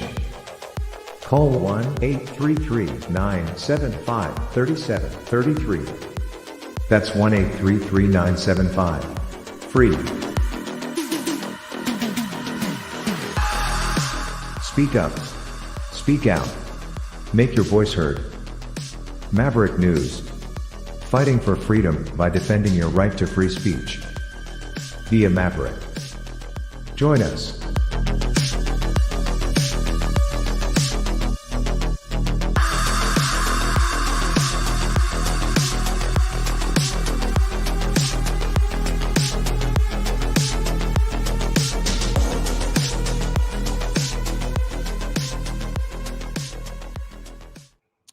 Okay, you asked for it, you got it. It's FU Friday. Let's go to our first call. I am so nervous about this, even though it's the second time we've done it. This is so out of character for me, but you want to do it, so here we go. FU Friday is now officially underway. Who do we have up first?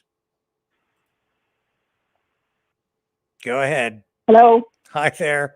Hi, Rick. How are you tonight? I'm okay. How are you? Are you all set to go? Do you have your F's and U's dotted and crossed? Yeah, I do.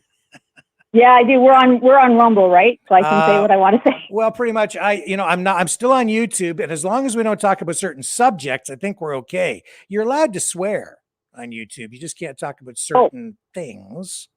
Are you going to talk about the V thing? Well, no. It's Chris from out west calling you. Okay. Yeah. So first of all, I guess I'm going to say F you to all these people that have been spreading rumors. This lasted a while. Yeah. Because I tried to defend myself and tell the truth there yesterday, and boy, oh boy, did I get brought down a few pegs. So F you all those people that believe that crap.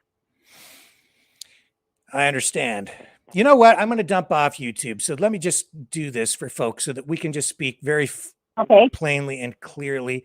And so what I'm going to do is I'm going to put the link to the Rumble channel in the comments section here. So folks, if you are watching on YouTube, I'll stay on Facebook. I'll stay on all the other platforms, but we're going to dump off YouTube because they're pretty sensitive these days about some of the things we speak of. And I just don't know what the rules are anymore, quite honestly. They seem to just make stuff up and then ban people. Yeah. So let's just be better safe than sorry. I'm going to dump off the 2 YouTube channels we're running on, and then we can just speak freely. Okay. So there's the link to Rumble. Okay. I put it in the description. Now let me just dump off YouTube. Goodbye, YouTube. Love you over there. All you guys, who are watching, please come over to Rumble, subscribe on the Rumble channels, and life will be much better for everyone. Okay, so here we go. First YouTube channel. Goodbye.